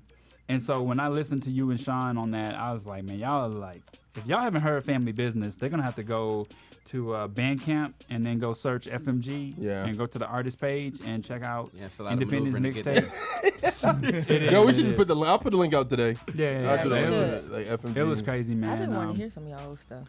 Yeah. All right, man. So there's levels to this. Yeah, it is. You got the writing is getting really good. You gotta get on the beat next. Yeah. And then we got to work on performance. There's other things to it. Yeah. There's levels. Okay. It's a whole process, son. Why? I mean, hopefully the people listening, whether you're a rapper or not, we're gonna get to whatever you like to do soon. Make me a writer, make me a whatever, journalist, whatever. We're gonna get to everybody's creative gift. And so I want to, right? Yeah. So wait your turn. But when we get to you, this is to me, this is helpful. You know what I'm saying? Like stuff that people are afraid to ask. This is like a live noteworthy. Stuff that people are afraid to ask, you're asking. Yeah. And they may not know that they needed you to ask, but now I'm pretty sure, like, man, I wouldn't have thought that. You know, it's going to be a big one, but it's going to be hard to like actually get it to translate into audio. Is make me a web graphic designer or a designer, period, like a graphic artist. Through that part, I want to be that person. Yeah, I think everybody wants that talent, but doesn't have an eye for that, right? Yeah, we could do some video only segments too. Like this is kind of audio, but we could do some video ones. Somebody said, "Make me" is our series. Yeah, if put in your suggestions, put in your suggestions of what you want us to tackle next. To me, I want production to be next, but whatever you want us to cover, we'll do it. I was going the production. Oh, production. Part. Okay, got you. Can I shout out somebody real quick? I want to shout out Mike Sarge, man. Shout out to Mike Sarge. Mike Sarge, when he first came and got down with Trackstarz, we listened to his first project, and we gave him some feedback. And now that boy's a stone cold beast, man. Man. His new single, Peep That, was so tough, man. And the video, the visuals, like, I'm just so happy to see him in his element, like, really thriving. He's doing a great job. So shout out to you, Mike. Appreciate you, bro. And as far as artist development is concerned, Sarge is really, really good with putting out those videos, right, online. Yeah. That's why I played it. That's why I played it. Yeah. But real quick, if let's say you're an artist out there and you're like, man, I wish they could go through this with me one-on-one. We do that. So hit us up. Contact us at trackstarz.com if you're an artist that actually wants to get consulting from the Trackstarz. Maybe not Jeremiah, but everybody. No. Somebody said, "Make me a gangbanger." Like you gotta start off with your hands. Like, how are your hands? How they jumping? There, you know what I mean? All right, man. Let's get back into it. You in the field with the Trackstarz. Ryan Righteous, Sean Tanner, DJ Jeremiah. Let's go. Let's go kill Brown. 520 Collective, where music meets ministry and the indie artist takes center stage.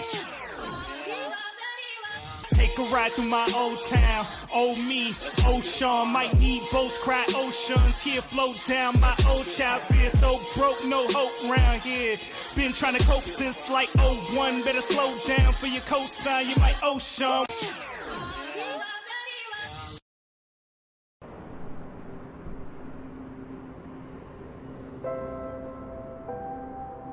In Atlanta, we build. We rose up out of Civil War flames to shed our shame and stake our claim as the capital of the new urban South, where all men are free and women can decree who they want to be in the city of 3 letters, A-T-L.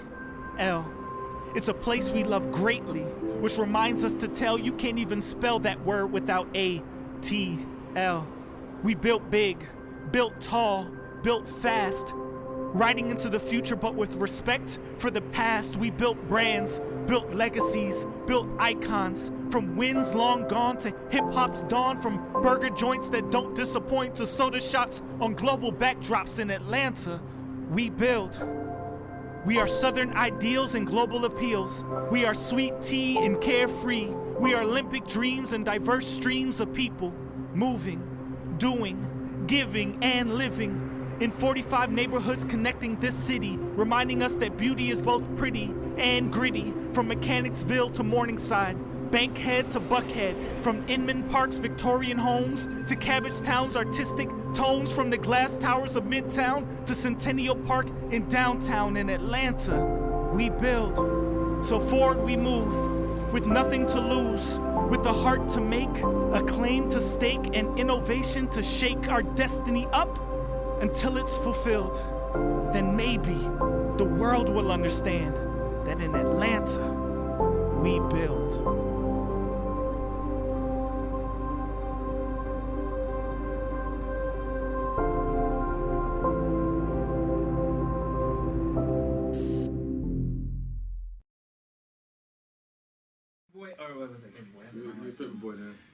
What's going on? It's Paperboy inside the mailroom. You are on WSTU 98.1 FM, the student-run radio station. We're broadcasting from the Bras, from the Cab, Brownie Hall. Yeah, it's like the bodega on 32nd. Yeah. But the confidence was Happy to have haters. My bad. Right? It was so different just after being able to like figure out that pattern, right? And so I went from being like shy to a shock jock and like overnight. It was crazy. So I appreciate everybody saying this and helping me out with this. It's crazy. Bro, you got crazy development, man. What's crazy is that none of like y'all are my new circle, right? Like as of the last 15 years, y'all are that new circle for me. That new FMG But my old circle from people like when I was like, you know, middle school, high school age, none of them know about this. So I'd be curious to see what they think when they hear like a finished product. They don't watch Trackstarz, they don't listen, they don't know that kind of stuff. So I would always be interested to hear like what somebody is like, when did you do this? Would say. Like, I know you all are hearing the progression over time, but if I actually finish something up, or if I did a Freedom Sessions and then we sent out the video, like what my childhood friends would have to say about it. That's what I'm really interested in. You want to hear what your childhood friends would say? Yeah. They're gonna hate on you. Why you say that? Because that's how it works. I'm being honest with you. You think they're gonna congratulate you?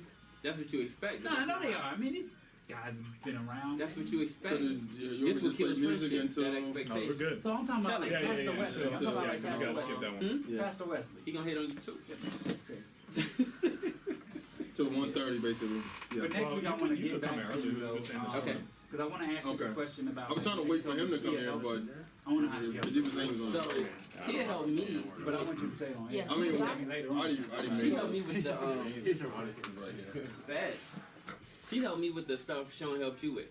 Okay. So the wordplay. But I can make music too. In challenging my wordplay. That's nothing. Yeah, because there's ways to do the triple line, the double entendres, the triple entendres, right? But then there's also some appreciation for simplicity. Yeah. You know what I mean? Yeah, you gotta balance. Yeah, and you gotta figure out how to balance that. A lot of people don't even care about all that stuff. Yeah. I think I was telling Sean like one of the most difficult songs for me to listen to is probably Paper Weapons, right? Because y'all do so much with that beat, like, you know, you go into like the melody, like tell me if you hear me and my post threats, and I don't even post threats. Like, Yeah. how did you come from? Because you are coming like you coming in real hard, then you slow it down, and I'm like, So like that whole singing thing. Well, that kind of came about because I heard about. Actually, I was listening to Sean, and they were talking. He was talking about even on the show, changing your pitch and your tones right throughout to make the verses sound interesting. Right, guys like Wayne do stuff like that a lot, right? Mm-hmm. Like you listen, actually, a lot of rappers they may switch tones, switch the way they attack a beat, even in the middle of their verse. You feel what I'm saying? So when I start hearing stuff like that, I'm like, okay, cool. You start playing around with stuff in your freestyles. You start playing around with, can I go here? Can I go there? And then after a while, you're like, you know what? I can actually, I can do this. Right? So I can play around with something, and this feels good over this beat. And that's why I tell you, flow over the beat first and see what feels good on the beat. Yeah. You know what I mean? And you know, Biggie actually said he'd get people to like freestyle, just no beat, nothing, just as long as they can possibly go minutes and minutes if they can, and then that would be their test to see. So a question for all of you guys, right? Do you ever get a beat where you're like, I just can't write to this? Yeah. Or you just don't want to write to it, like, but it's a feature or something like you know you have to. Like, what's the challenge there? When you have to write to something you know you overcoming it. I didn't want to write the Spectacular. Like I really hated that beat when I first got it. Like I didn't hate it, but I was like, I don't produced it. I don't know. But I was like, I do know. I forgot the name now. But I didn't like how to do. I didn't want to attack it that way, right? If it wasn't for Jeremiah and Maya being like, yo, this is how you need to try that, right? I wouldn't even really tried it. Like I had to throw it away, and then it was like, yo, you need to try because it's different for you, and you need to do something different on it.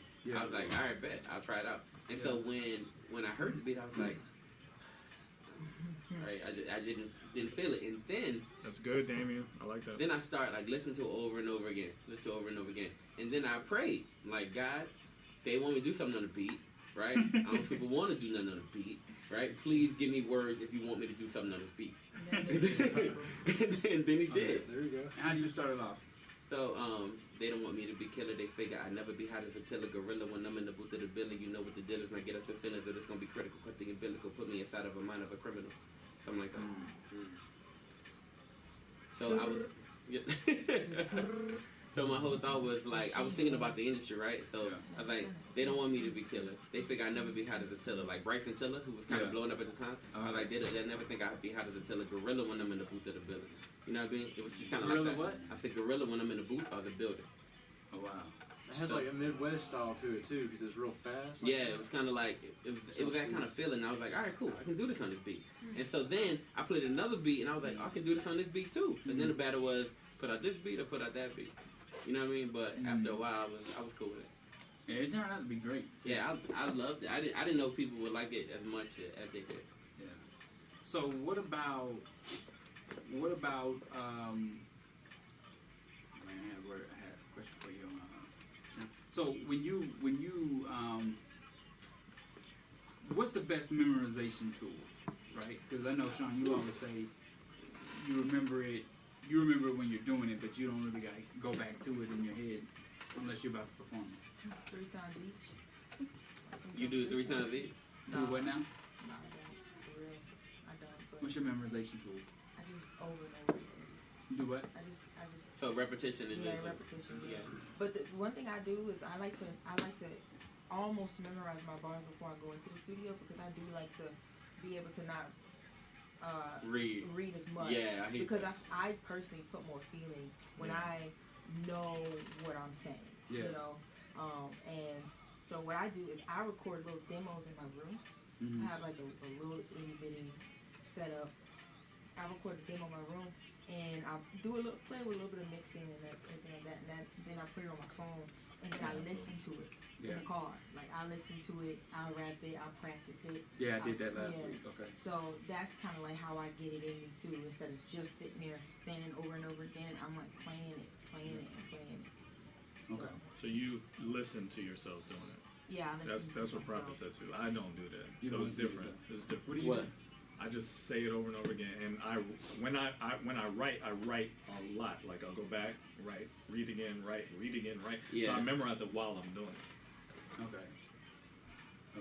Are you actually writing, or are you actually using your phone? Either way. All right. Sometimes writing is easier. feel like using my phone is easier because I can backspace and get rid of stuff, and I don't want to scratch through everything. And Yeah, but sometimes having an actual pen, like it feels more real for some. It helps with memorization. On the right verses, like do it. follow Yeah. verses, I'll remember it better. Rick, what's your memorization tool? I don't know. Like that song you just did, right? Like, Yeah. Can you do that with all the other songs on your album too? No. Okay. No, but I listen to. So, for instance, like you have to perform at some point, right? Like you do it, and at some point you have to perform. And so, getting ready to perform, I listen to it a bunch, but then I rap it a lot. So and is then it more? Okay. I don't know. Guess kind of why I'm coming up with it. I never write, so I don't write it down most of the time, right? So when I'm rapping, like I rap, and then I record, then I stop it, I pause, I rap it again, I have to go back, I rap it a little bit again. So I'm recording. I'm not writing, but I'm recording it, right? So as I'm going, I'm like right? Think about it. I always do it again. You feel what I'm saying? So I feel like a lot of it is just I'm repeating it while I'm creating it. And so by the time I'm done with it, I got it. Would it be done after a show? Alright, y'all. See y'all later. Thank you. Over the phone. Whoa, what's up? Wado in the building. We got Wado in the building. Man, I missed you, man. Is that Wado? Yeah, man. DJ Wado. Another ride. How you doing, bro? What's good, man? Rick. What's up? Good to meet you, Yes, sir. You too, man. I feel like I know you because I done seen you so much. How you doing, man? Good to see how you sitting. brother. What? Hey, look, it's I had a Wado. feeling somebody be here today. I don't know who it was, but No. You sit right here, man. Right here, bro. You at the mic? Nah, man. I didn't know if y'all was recording y'all segment or what was happening. Since you sit in my chair, just say a and well. Nice to meet you. What happened? Since you sit in my chair, just say a quick prayer for me right there. Bless that feet while you're there, brother.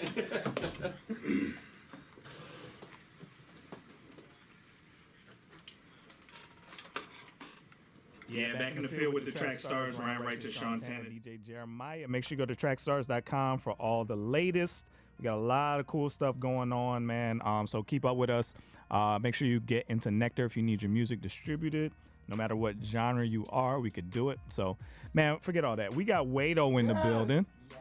Hey. How'd I pull up for line for line? I tried to avoid that. But it's good. No, honestly, the good part is that you have, it's not just one person today, so it's kind of a various artist, but it's independent artists, so it's a good thing today. But, man, tell them why you were here real quick, man, bro.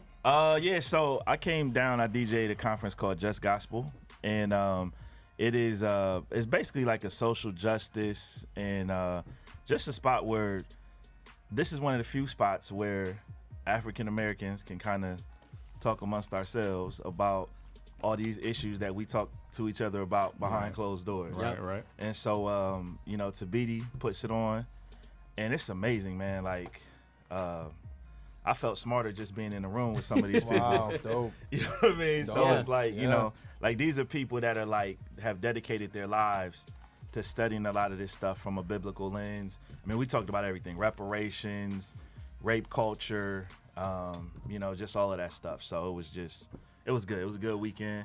And I just got to play a couple records while I was there. So it was, dope, man. It was cool. Yo, the people are saying the GOAT is in the building, bro. People are saying Wado's in the building, yo. Wado is here, man. So, all right, man, it's line for line time. So we're gonna get it going.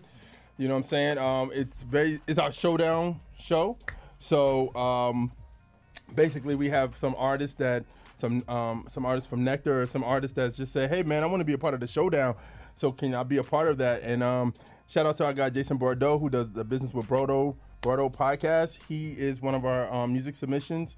He listens through it and he puts it on and says, here, Jeremiah, this is what the songs are for the month. We go through it, I match them up.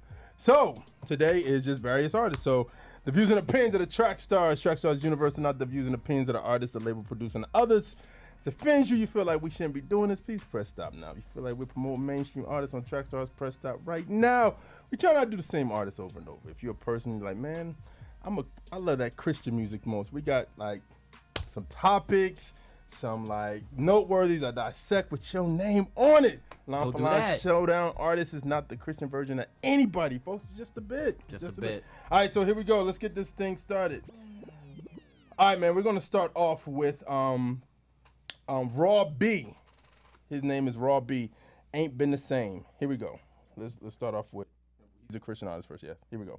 Ain't been the same since I left the relationships that were just toxic. So much it cost me, not only purity, but my mind and myself. I straight up lost it. I wasn't cautious. Died the suicide hotline with tears in my eyes and no options. Locked in the bathroom like that helps my problems. Rinsing my bloody arm under the faucet. I'm feeling nauseous. Puke in the toilet and flush it. Get up and head back to my room. Talking to God about heaven, just praying that I'm gonna make it there, seeing him soon. Handful of pills that I wanted to swallow. For some reason, I just did not follow through. God, if you hear all the pain that I hold in my heart, I'll drop everything. All right, that was Raw B. Ain't been the same. He's going against G-Eazy, Me, Myself, and I. And I don't like talking to strangers, so get the f off me, I'm anxious. I'm trying to be cool, but I may just go ape, say f out of all of y'all faces. It changes though now that I'm famous. Everyone knows how this lifestyle is dangerous, but I love it, the rush is amazing. Celebrate nightly and everyone rages. I found how to cope with my angers. I'm swimming in money, swimming in liquor, my liver is muddy. But it's all good, I'm still sipping this bubbly. This is lovely, this ain't random, I didn't get lucky. Made it right here cause I'm sick with it. All right, that was Me, Myself, and I, G-Eazy versus Ain't Been the Same, Raw B. Who y'all going with? What you got? So Raw B's flow is definitely dope, but the emotion behind G-Eazy track, I gotta go with G-Eazy. G-Eazy, what you got, Wado? Raw B, I like the flow better, and I like the lyrics better. I do agree with her on the emotion, and I like G-Eazy a lot, but Cuz was dope. That was my first time hearing him, so yeah. That's dope. What you got, y'all? Raw B, what you got? Raw B, what you got? Man, I gotta go Raw B too, and I can second what she was saying anyway though. Basically, I love the flow, I love the way he attacked that beat, so I gotta go with Raw B. Yeah, Jeezy is really good, but I thought Raw B's flow was better. Yeah, it sounded even more passionate than yeah, than I would Jeezy's. agree. So I got Raw B. What you got, Miracle? G-Eazy. Raw B was really going through some stuff. You could tell. You could tell he really he went through that. Raw B. Okay. I do Raw B too. All right, so in round one, that is a 6-2 round for Raw B over G-Eazy, 1-0 going into the second. All right, we're gonna start off this time with A Boogie with the Hoodie, Demons and Angels. Here we go.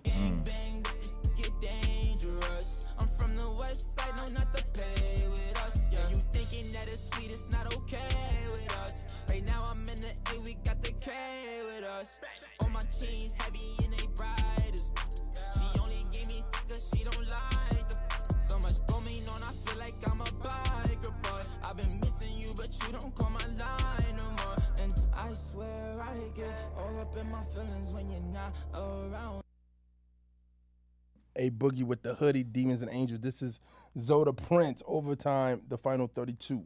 Ancient artifacts, I got it jotted on my chest. I could never go for less. Learn about me, watch the steps. While y'all maxing out, I'm steady pushing reps. No emotion towards a threat. I could never go for less. Life is like a game of chess. Now make a move and pose a threat. Claim your blessings, be direct. Cause the Lord never forget. You talk about it, write the check. Don't just stand up for the flex. Cause that's all the shine you'll get like Audemars VVS. Couldn't sell your soul for less. Why you tripping? Call collect. Get connected to the vet. 3 and 1.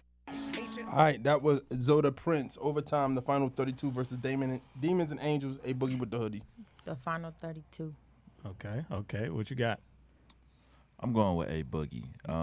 As much as it pains me to not go with the Christian rapper, I have a bias. He didn't pull me in as much as A Boogie pulled me in. Okay. What you got? Boogie. Was it something Prince? Zoda Prince. All right, what you got? Man, it's kind of tough. I want to say production-wise, I thought that what's his name? Zoda Prince. Yeah, I thought it could have been a little bit better. I'm only saying because it didn't seem like the levels were high enough, right? So when whatever it was, I just couldn't really hear it as much as I could hear Ace Boogie with the Hoodie. So I got to go Ace. Okay. I agree. The production, I was waiting on it to kind of get there, and it was a little bit lower, but I mean, yeah. I compensated for that. I actually liked it better though.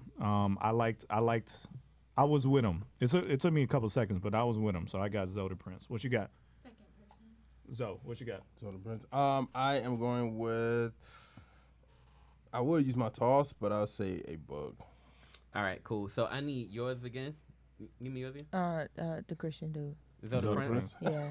All right, cool. So the question is, what we got? Remember his name. When in doubt, go with the Christian dude. Let me see. Zelda Prince online. And Zelda Prince. Okay, cool. If it's Zelda Prince online, then online decides that one. It is a 5-4 round. Close. For Zelda Prince, right? So it's 2-0. So Christians over mainstream right now. 2-0 going into the third. All right, we got third round, Rich Taylor, called Love Scars. Here we go. I'm going deeper. Yeah, I don't wanna say that I'm a creeper. Yeah, I might really just need a heater. I don't wanna admit that I need her. Yeah, I fell in love with Anina. Yeah, I wanted to think that she a keeper. Scars on my neck, need a cleanup. Paris got it right with the feature. Yeah, buzzing in my pocket, in my phone. I don't think I wanna be alone. And that was Rich Taylor, Love Scars. This is Tory Lanez. Talk to me. Talk to me, baby. Work and take the shift off for me, baby. I try to whip your butt for me, baby. You know I got a lot of ops for me, baby. I whip around the corner in a whip. Shot a Raffaello, man, I let it drip, drip. 80 pointers on my wrist. Real rich and I let it talk. So talk to me, baby. Use a pissy little missy, baby. All right, that was Talk to Me, Tory Lanez, Rich Taylor, Love Scars. Who y'all going with? What you got? So I'm not a huge fan of like the new school like The high wine. Sing rap? You don't like the wine? She's talking about the first person. I know. Well, yeah, but I'm not. I mean, I'm okay with the wine. It's just the lack of a lot of open space and no content. Okay. And that's one reason I didn't pick A Boogie, and that's another but I will pick Tory Lanez because that was hot. So Okay. Tory Lanez. What you got? Was unfair, man. Tory Lanez. Tory Lanez. What you got? Lanez. What you? Yeah. Wait, what'd you ask? Well, the first one was Tory Lanez. No. No, the first one was Rich Taylor. Rich Taylor. You got Rich Taylor. Rich Tyler, I'm sorry. Tyler, what you got? Rich Tyler. Who was the second rapper's name again? Tory Lanez. Tory Lanez. He's a good artist. I'm gonna go with Tory Lanez on that one. You ever heard of him before? Man, You've heard of him before. Tory Lanez is a great artist. Yeah, I mean it was completely unfair, but I am trying to dissect the first one. There's potential there. I think. liked it. There's some weird clash in between the beat and him, almost like it was artistic, but I don't know if it was like some of the notes may have been wrong. Like there was something clashing, but I think he has potential. Like if I heard him somewhere else, I think I would be like, okay. There was a little too much mumble for me. Like I don't mind that style so much, but it was like some stuff I couldn't understand. I didn't understand any of it. So, but I don't want to write him off. Like I think there's something there. I just need to hear him again. I think if I heard that song in isolation, I would love the song by Rich Tyler. Yeah. Like I mean, everybody may not agree with that, but to be honest with you, on my end, when I heard it, I was like, yo, I like the song. Depending on who like you played next, I was like this, but then yeah, it was a wash. Yeah, what you I was got? confused. Toss, what you got? I think it's a hard one for me. I know that everybody was bouncing to Tory Lanez, but I did like Rich Tyler too. So I use my toss here. Are you serious? He's tossing, bro. I mean, I like the Talk to Me joint got the vibe to it, but Rich Tyler had the vibe too. So okay. Don't change your vote. All right, that's a wash round for mainstream. So it is 2-1 going into the fourth round. All right, here we go. We're going to start off this time with Logic, Homicide. With a semi-automatic, could have had it any ready for anybody to buck back. Go to catch a vibe, ain't no way in hell we leaving nobody alive. Even suicide, no fuck that. Bobby feeling villainous, he killing us. I'm coming for your man and his lady, and even a baby. I'm feeling like I'm chicken, Slim Shady. There's nowhere to hide. We call this shit genocide. Hit them with that then they die. We gon' leave them crucified. We call this shit genocide. I got bitches, I got rolls, I got rare designer clothes. No, we ain't one with that. Yeah, there's a time and a place, but if you ain't coming with the illest of raps, calling yourself the greatest alive, then you don't deserve to do that. All right, that was Logic, Homicide. This is LC3, Preach It. Back in the day when I said I knew Gable in time on a cable, or did it all way back in the day when the son of God was turning tables. Either way, I'm grateful because he gave me a call in. Said I could rap on a track to reach the masses, so I said I'm all in. Yes, I'm going there for making disciples and nations through the beats and words and yes, each and every cadence. Shout to fans in New York and the fans in pizza places. Shout to real Romney Childs and people at Mission City locations. I don't wanna make y'all think that I think I'm the bee's knees. Oh please, why? Cause I represent the big. All right, that was LC3 Preach It, Homicide Logic. Who y'all going with? What you got? Okay, so I refuse to use my toss. Okay. I absolutely So, refuse by to use my principle, toss. got you. So You do this at I home am, too? huh? You do this at home too? Like What you mean? You never use the toss even when you're watching like line for line by yourself? Yeah, I try not to. I mean, I may have used it a few times, but. All right, hashtag no toss. Yeah, I like hashtag no toss. So, both flows were dope. But I would have to say I'm gonna pick Logic because I like his voice better. Okay. So God given. Yeah. Got you. All right. Yeah, so I agree with you on the flow. I thought Logic had better lyrics, but I definitely, what's the other guy's name? LC3. I hate that. I hate that I like forget his name. LC3. Yeah. So LC3. Okay. I definitely resonated with his content more. So I'm gonna go with LC3. Ooh. Okay. What you I got? didn't expect that when I saw your face turn. You didn't expect that? You didn't see that Nah, coming? I didn't see The it. other dude sound kind of like E40. That's what it, bruh. I was like, yo, this guy reminds me of somebody. Yeah, So if the dragging the words. That's it. Yeah. He did. Logic. That was close. Yeah. It was Yeah, close. it was All right. close. What you got? The underdog, LC3. Okay. Yeah, he did have a little 40 in him. What you got? You from the back? But, I don't know where you're from. Yeah, I gotta go with Logic on this one. Just when he started to flow, Yeah. the flow was real clean. When he came in and out of his flow, it was real clean. So I gotta go with Logic on this one. Yeah, that song just came out. That's crazy you used that. Logic sounded better to me. I'm not a fan of like I guess E40 dragging the words. Yeah, I mean, I don't personally like that. So Wait, do it again. Before he had to chop, he had to chop your flow too, though. He had to chop your flow. He did. But it's just something about that. I guess that voice. It's just not my. It's not my That's your favorite. thing, right? It's not my thing. No offense to the Bay or whatever. That's not my thing. So I got Logic on that. What you got? I will choose Logic, even though I didn't appreciate his content. Oh, there's something he said that. What did he say? What got you? He said some things about women. Oh, okay. Oh, yeah. Yeah. Can't say She's him on air. offended, bro. Yeah. Oh, yeah. That's. She's Not offended. offended, just recognize what he said. I mean, I would love to know what he said. She's sharp on this. Like I missed it. Do you remember? We'll come back to I it. thought the You remember? crucifixion part was. Yeah, I thought the crucifixion part got to you. B's, H's. Oh, that. Okay. General disrespect. General disrespect. I got you. Now that's inappropriate. What you got? I think it's easy to say for Logic because it was mixed better, but I like LC3's the way he was doing too. He went in. He went in. So I think it was the perfect time to toss would have been right here. But I will give it to Logic. But you It's knew by the hair. You knew it was coming though. I know, but I was just like, So what was that, man? So you don't vote at home first. It's all good. I don't cheat. I don't cheat. I do the same thing with y'all. I don't know.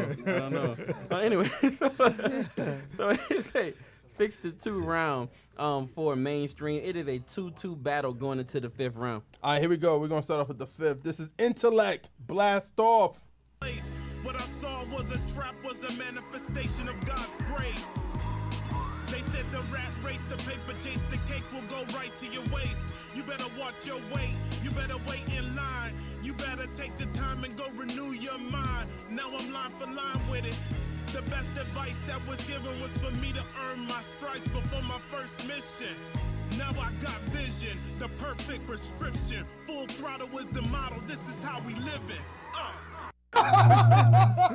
Wait, now we got it. Hey, hold on. Can I say something real quick?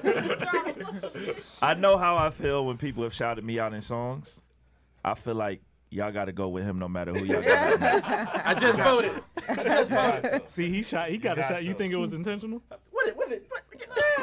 It was intentional, even if it wasn't intentional. Just voted. It's intentional right now. All right, my bad, America. I surprised you with that. My bad. All right, that was Blast Off, Intellect. This is Nas, Accidental Murderer. You thought you had your man. He saw you coming, he ran when you tried to blast that man. Missed him by inches, he sprinted. Some of his boys on the corner was who your bullets entered. 2 of them pulled through, but 1 didn't. Sons finished. You took the life of him. The part about it that's crazy, you was aight with him, tight with him. Why was he in the way? Why was he standing next to the enemy that specific day? His style never hollers loud, stays reclusive. Good dude, got that look like he always about to do. Side of his mouth, toothpick, 1 eyebrow raised. Got it 2.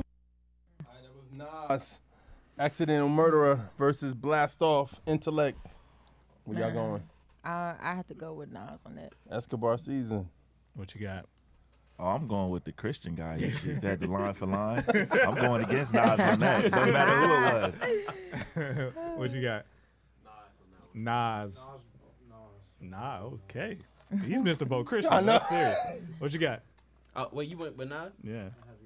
Wow. I got to question that, my friend. I'm going with the first guy.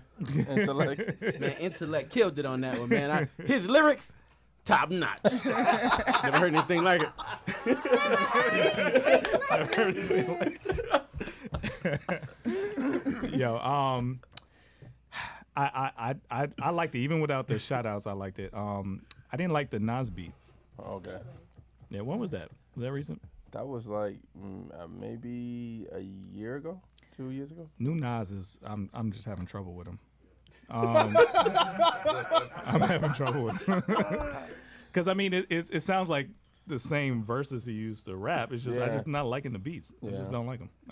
So, but his flow was good. So I'm gonna toss it. What you got? I guess I'll go with the first guy. Intellect. Toss. What you got? This was the one time to toss. I will say Nas. All right, so we're waiting for the online go here. It's close. The Christian guy took me somewhere with that beat though.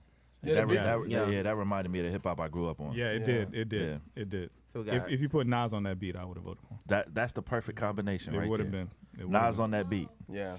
All right, Miracle people online are saying hello. The Blessing Report. Yeah, the Blessing Report. Hey, Winston.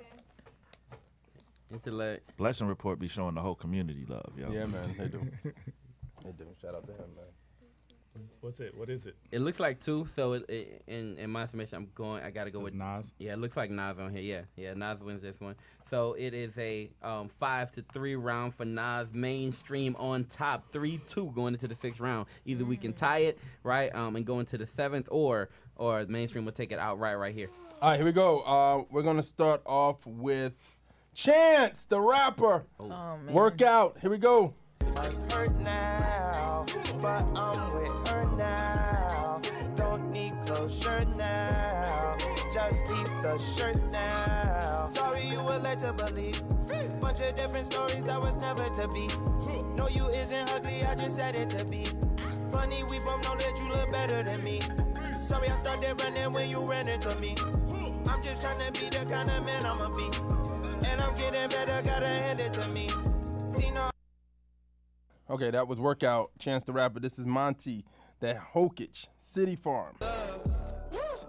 Whether we grew up was broke. Remember the streets of the life, but we couldn't pay for the lights. My mama can't get no advance. My daddy was locked in the slams. A guy came and made us away. Now we getting paid in advance. My mama got her a new mask. Now we looking straight to the light. I promise I know it's the price. I know we was dead. Now we got a key and a kite. I know how I'm living my life. I promise I'll stay down, but I gotta get to the bed.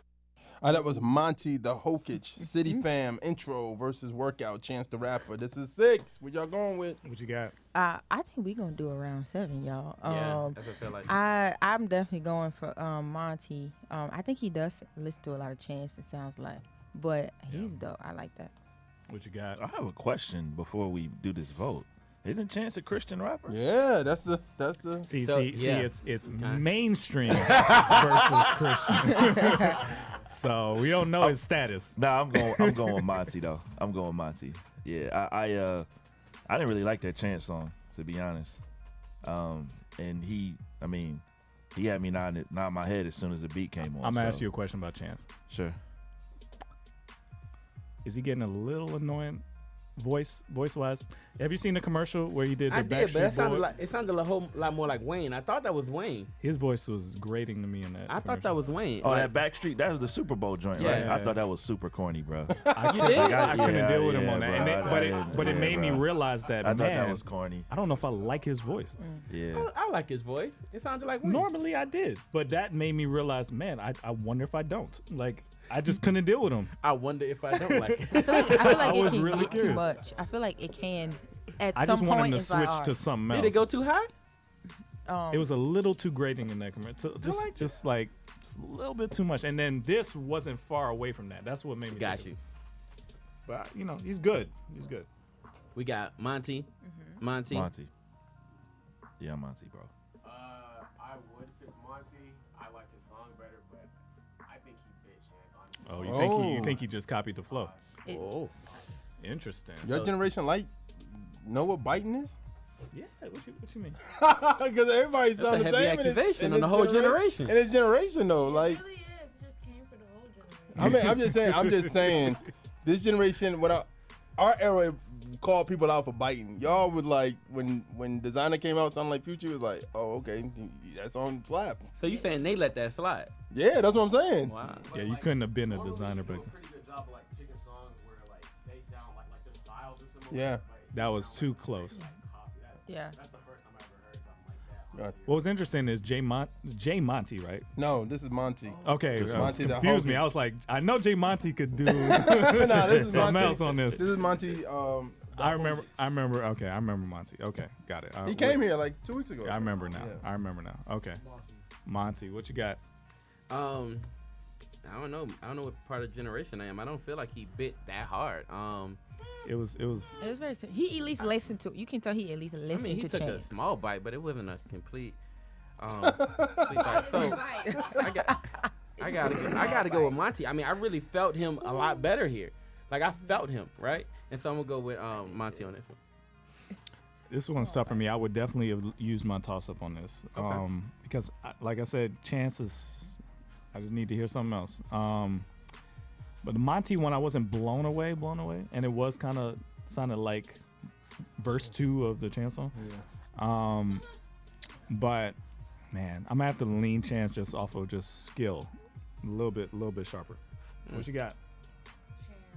Chance. What you got? Monty. What's that? All right, yeah, we're going to a round 7. It looks like it is a 3-3 battle right now. Monty took that one 5-3, so we are going into the 7th round. Seventh What you got for us, round. sir? It's overtime, right? Yeah, Yep, overtime. So no tosses No in the 7th toss. round. This So is gonna be good. there's I no haven't tosses used at my all? toss though. You can't use I it. can't use it Yeah, overtime. yeah. You can't bring it with you when you Can't bring it with me. Hashtag. Can I phone a friend? All right, we're gonna hear them vocals right now. we This going is Sonny, Far Away. Here we go. See, I'm tired of running away from you and praying to you for the same things that you brought me through. You already know this, and I know exactly what to do. All right, this. Y'all, hold on. Y'all are hilarious over here. First of all, she had the reaction that Ryan has when somebody rap fast. Yeah. She was just all of a sudden like she's into this now. She into Jasmine was this. like, "Is this us? Yeah, this is this home team?" No, Hey, because was he doing the background? Get him on a vocals too? feature. Did he do the background vocals too? I don't know. I gotta hear it again. I don't know. It sounded like he was. That's right? what I was yeah, thinking. It sounded like he was. You said no. I said I don't think so. You don't think so? It Sound sounded, like it yeah. was. he what's his sound- name again? I'm trying to say it right. It's SANNI. Say it however you want to say it. Go for it. SANNI. There's no I after that. SANNI. Give it a shot. Sanny. Sanny. I like That's it. what I would do. Dang, Yeah, I need Sam. a. I'm I'm cool with it. Yeah, Well, that song's called Far Away. You about to Spotify him right now. Yeah, She probably, said, yeah. "What's that name again?" Yeah. No, because there's very little. But he still like, has to go really against got somebody. Yeah. A R&B type, Yeah. like, and Yeah. there isn't. That doesn't exist. It seems like in the I Christian. wonder who you chose. I have somebody. Yeah. This is But Daniel Caesar. That's exactly what is it? what it SANNI. You got it right, sir. You got it right. Daniel Caesar, get you. Here we go. Through drought and famine, natural disasters, my baby has been around for me. Kingdoms are falling, angels be calling. None of that could ever make me leave. Yeah. Every time I That was Daniel Caesar, get you, versus Sani. I keep saying that's the name of Sani. Far away. What you got? This jacked y'all up, huh? No tosses. No this is very tough. Gosh. No tosses. I'm glad I used it for round 7. Yeah, good job. All right. All right. I know. Come on, man. You Okay. do for that Okay. home. So, I'm sorry. What was his name? Sandy. Zanny. Dog, I'm feeling you, but I just gotta go with That's it. a text message you get. You don't know. That is the friend zone. I'm feeling you, but oh man, what is this? It's not you.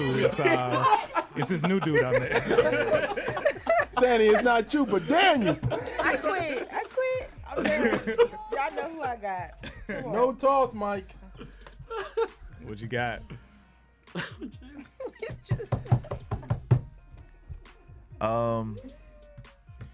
This would be the toss, right? I think I'm gonna go with. I gotta go with Daniel Caesar, man. Yeah. Just by a hair. Yeah. Like. Yeah. And I think some of it was just the production quality is just. Yeah. It is what it is. And familiarity too. Facts. Yeah. Yeah. Mike Star says I used my infinity gauntlet to grab my toss back. What you got? Daniel, what you got? Sani. What you got? Man, to be honest with you, when I heard Sandy come on, I was like, I really thought when it comes to singing, we can't be touched. Does that make sense? Like, now, Really? yeah, like. Oh, no, they gotta be in the black church with a choir, bro. Yeah. I don't know about that. Then they can't be touched. That's when you get Whitney Houston. But I know, Most but of I them know are we from the got black this church. for the most part. You know what I mean? And I like, man, he really killed. To be honest with you, like he got y'all going and the whole thing. So. You thought that was it right there. Yeah, I thought that was we it. got the ladies. That's it. Yeah, I thought that was a wrap. And then Daniel came on, and then the whole room changed a little bit. And I kind of changed with it. So I got to go Daniel on that one, man. He killed. Like I just flow wise, everything. I mean, just smoothness, right? Like that's what R&B is really about, right? That smoothness. And he kind of had it. So I knew what you were gonna play. Yeah. Just from hearing the first guy, I was like, who else could he pick besides Yeah. Daniel? I think where Daniel wins on this, because the first guy's voice was good. Yeah, very But good. where he wins is that song was written better. Yeah. Yeah. You see what I'm saying? Oh, wow. That song is a smash, Yeah. regardless. Yep. So I think if the first guy's song stood out to me more, I would have been cool with him because he has a powerful voice. But Daniel's song just sounds like it was supposed to exist. Yeah. You see what I'm saying? Yep. It's just polished. That's how I feel. I don't know if y'all feel that way about music, but because I have to write, some songs sound like anybody could have kind of came up with that. Some songs sound like, no, this needed to happen. This was supposed to be a song. You see what I'm saying? Yep. So that's what that song sounds like to me, and it's the first thing I thought of. So I got to go with that one. What you got? Oh, absolutely. Oh, you need to talk now? You want to talk with logic? Yes, I want to Give me that explain mic. myself. Look, every rap one is like second one, first one, second one. You don't even say people's names. Now you need the mic. Homeboy number 2. Oh, girl. My man. Y'all need to stop. Anyway. over here. Bro, man. I can't. Dude. No, but I just the first one was great, right? Like Sanny, whatever. It was great. Just the way you said Sunny, Sandy, whatever. I was trying. right. No, whatever. No, I'm sorry, not to be rude. Whatever the pronunciation is, okay. Bet. So I think the difference for me in the two was the second one, the flow. It was just very smooth. The rhythm of it, like it went so well with the beat. That's why I chose that one. But I think the vocals on the first was like, they were great. The harmonies were amazing. I just think if there is a song that you could do that kind of like plays with the rhythm and like is just slower and kind of like allows us to hear what your voice can do with that, that would be really cool for the first artist. So you would want the first artist to... But I choose the second.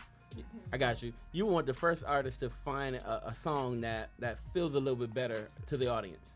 Yeah, I mean, it was a great song. Like, no doubt I'm Would you about like to another go song? play this when I Bet, go okay. home. But I'm just saying that I could hear, like, just the flow of, what's the person's name on the second? Daniel Caesar. somebody. Okay, so just the flow of it, it felt like it went.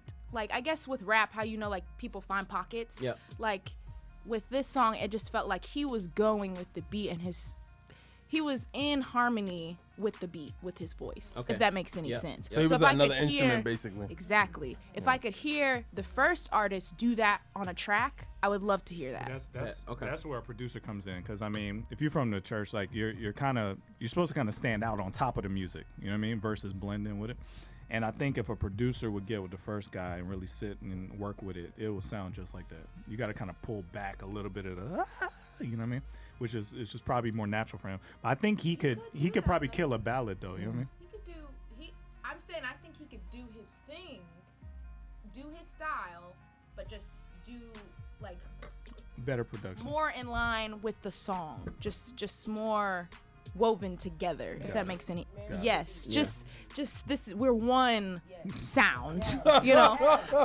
We're one. Yeah. Me and the beat are one.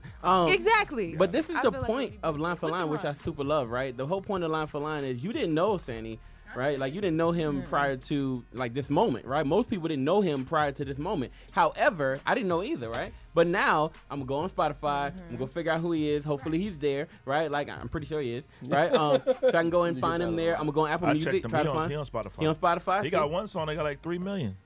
Yeah. 3 million So, streams, yeah. bet. So we're gonna find out who he is, right? And apparently 3 million people already know.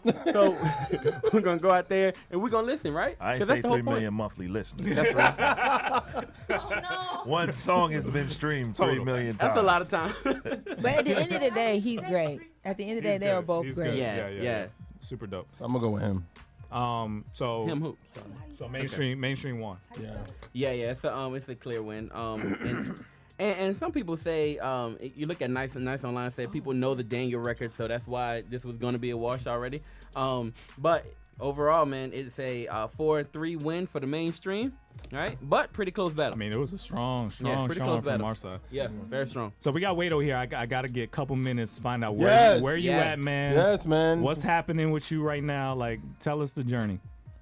So I'm actually about to move to North Carolina. Oh, wow. That's what's happening in my journey right now. Where in North Carolina? Raleigh, Durham. Okay. Yeah, I'm actually in the process of going on staff at a church. Oh. I don't want to announce it just because people Googling already. Yeah, Pastor Wado? I'm not pastor. I'm a pastor. I be youth ministry though. Okay. Yeah, Okay. Yeah. I mean, you doing what you said you wanted to do. Yeah. That's dope, I mean, a lot of people don't know this. I've been volunteering at my old church in New Jersey for 10 plus years working with youth and teens. You know what I mean? In a variety of different roles.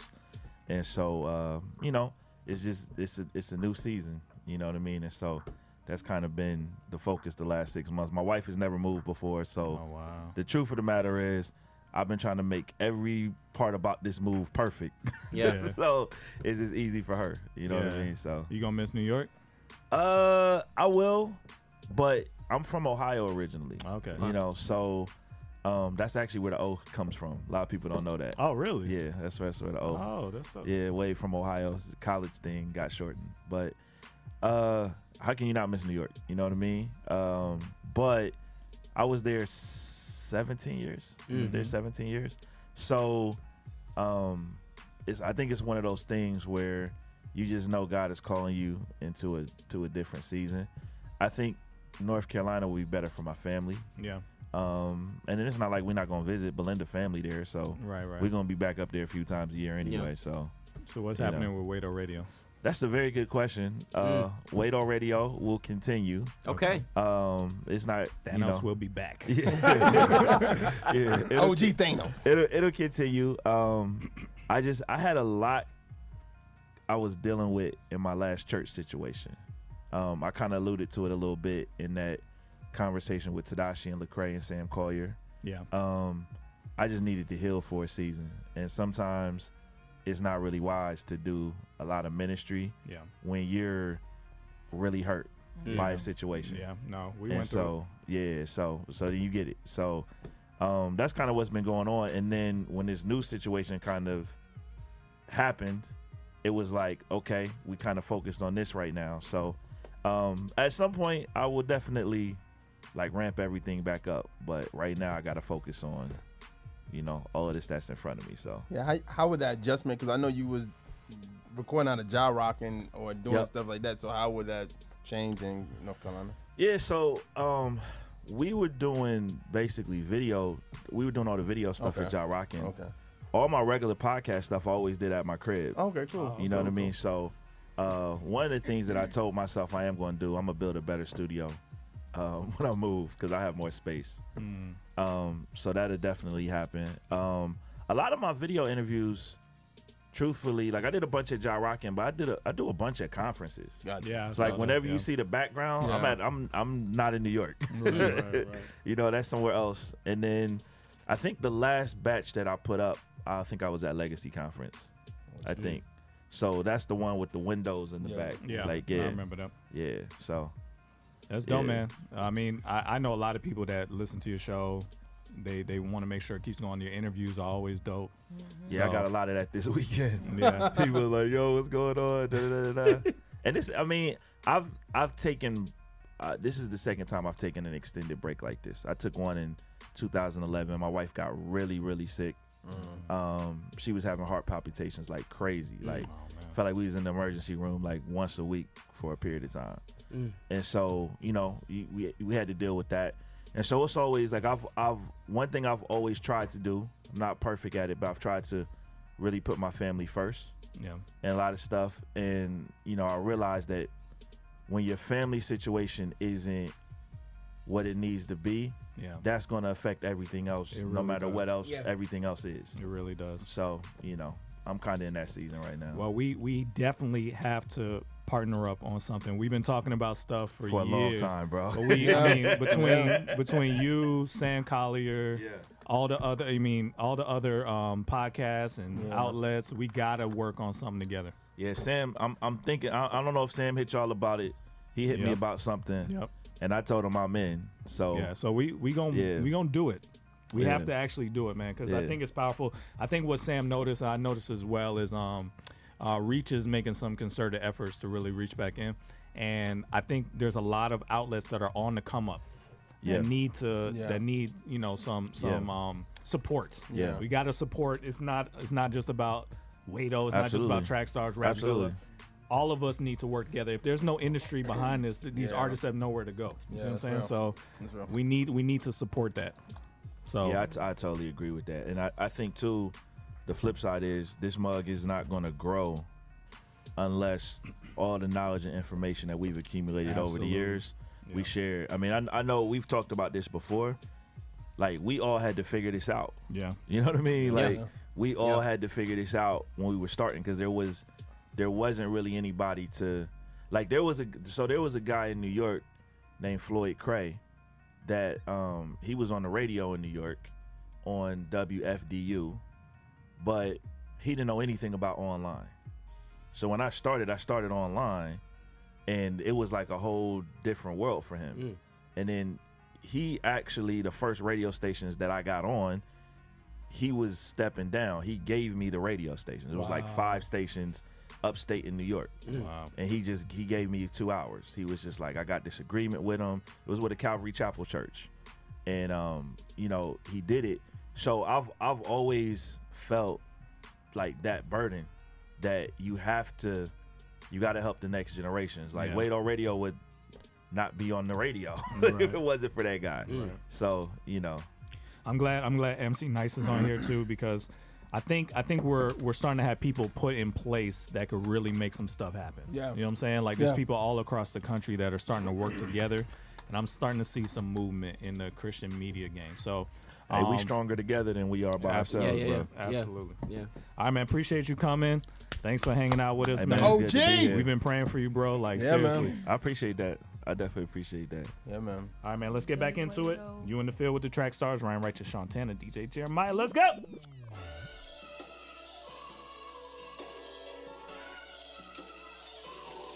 Guys, this is Miracle from Trackstarz. I wanted to make sure you guys know all about the official Trackstarz universe. So, if you'd like a free Trackstarz t-shirt, yes, as well as free merch, discounts, and exclusive content, and of course, direct access to your favorite radio host, then this is for you. Make sure you go to trackstarz.com/official. That's trackstarz.com/official.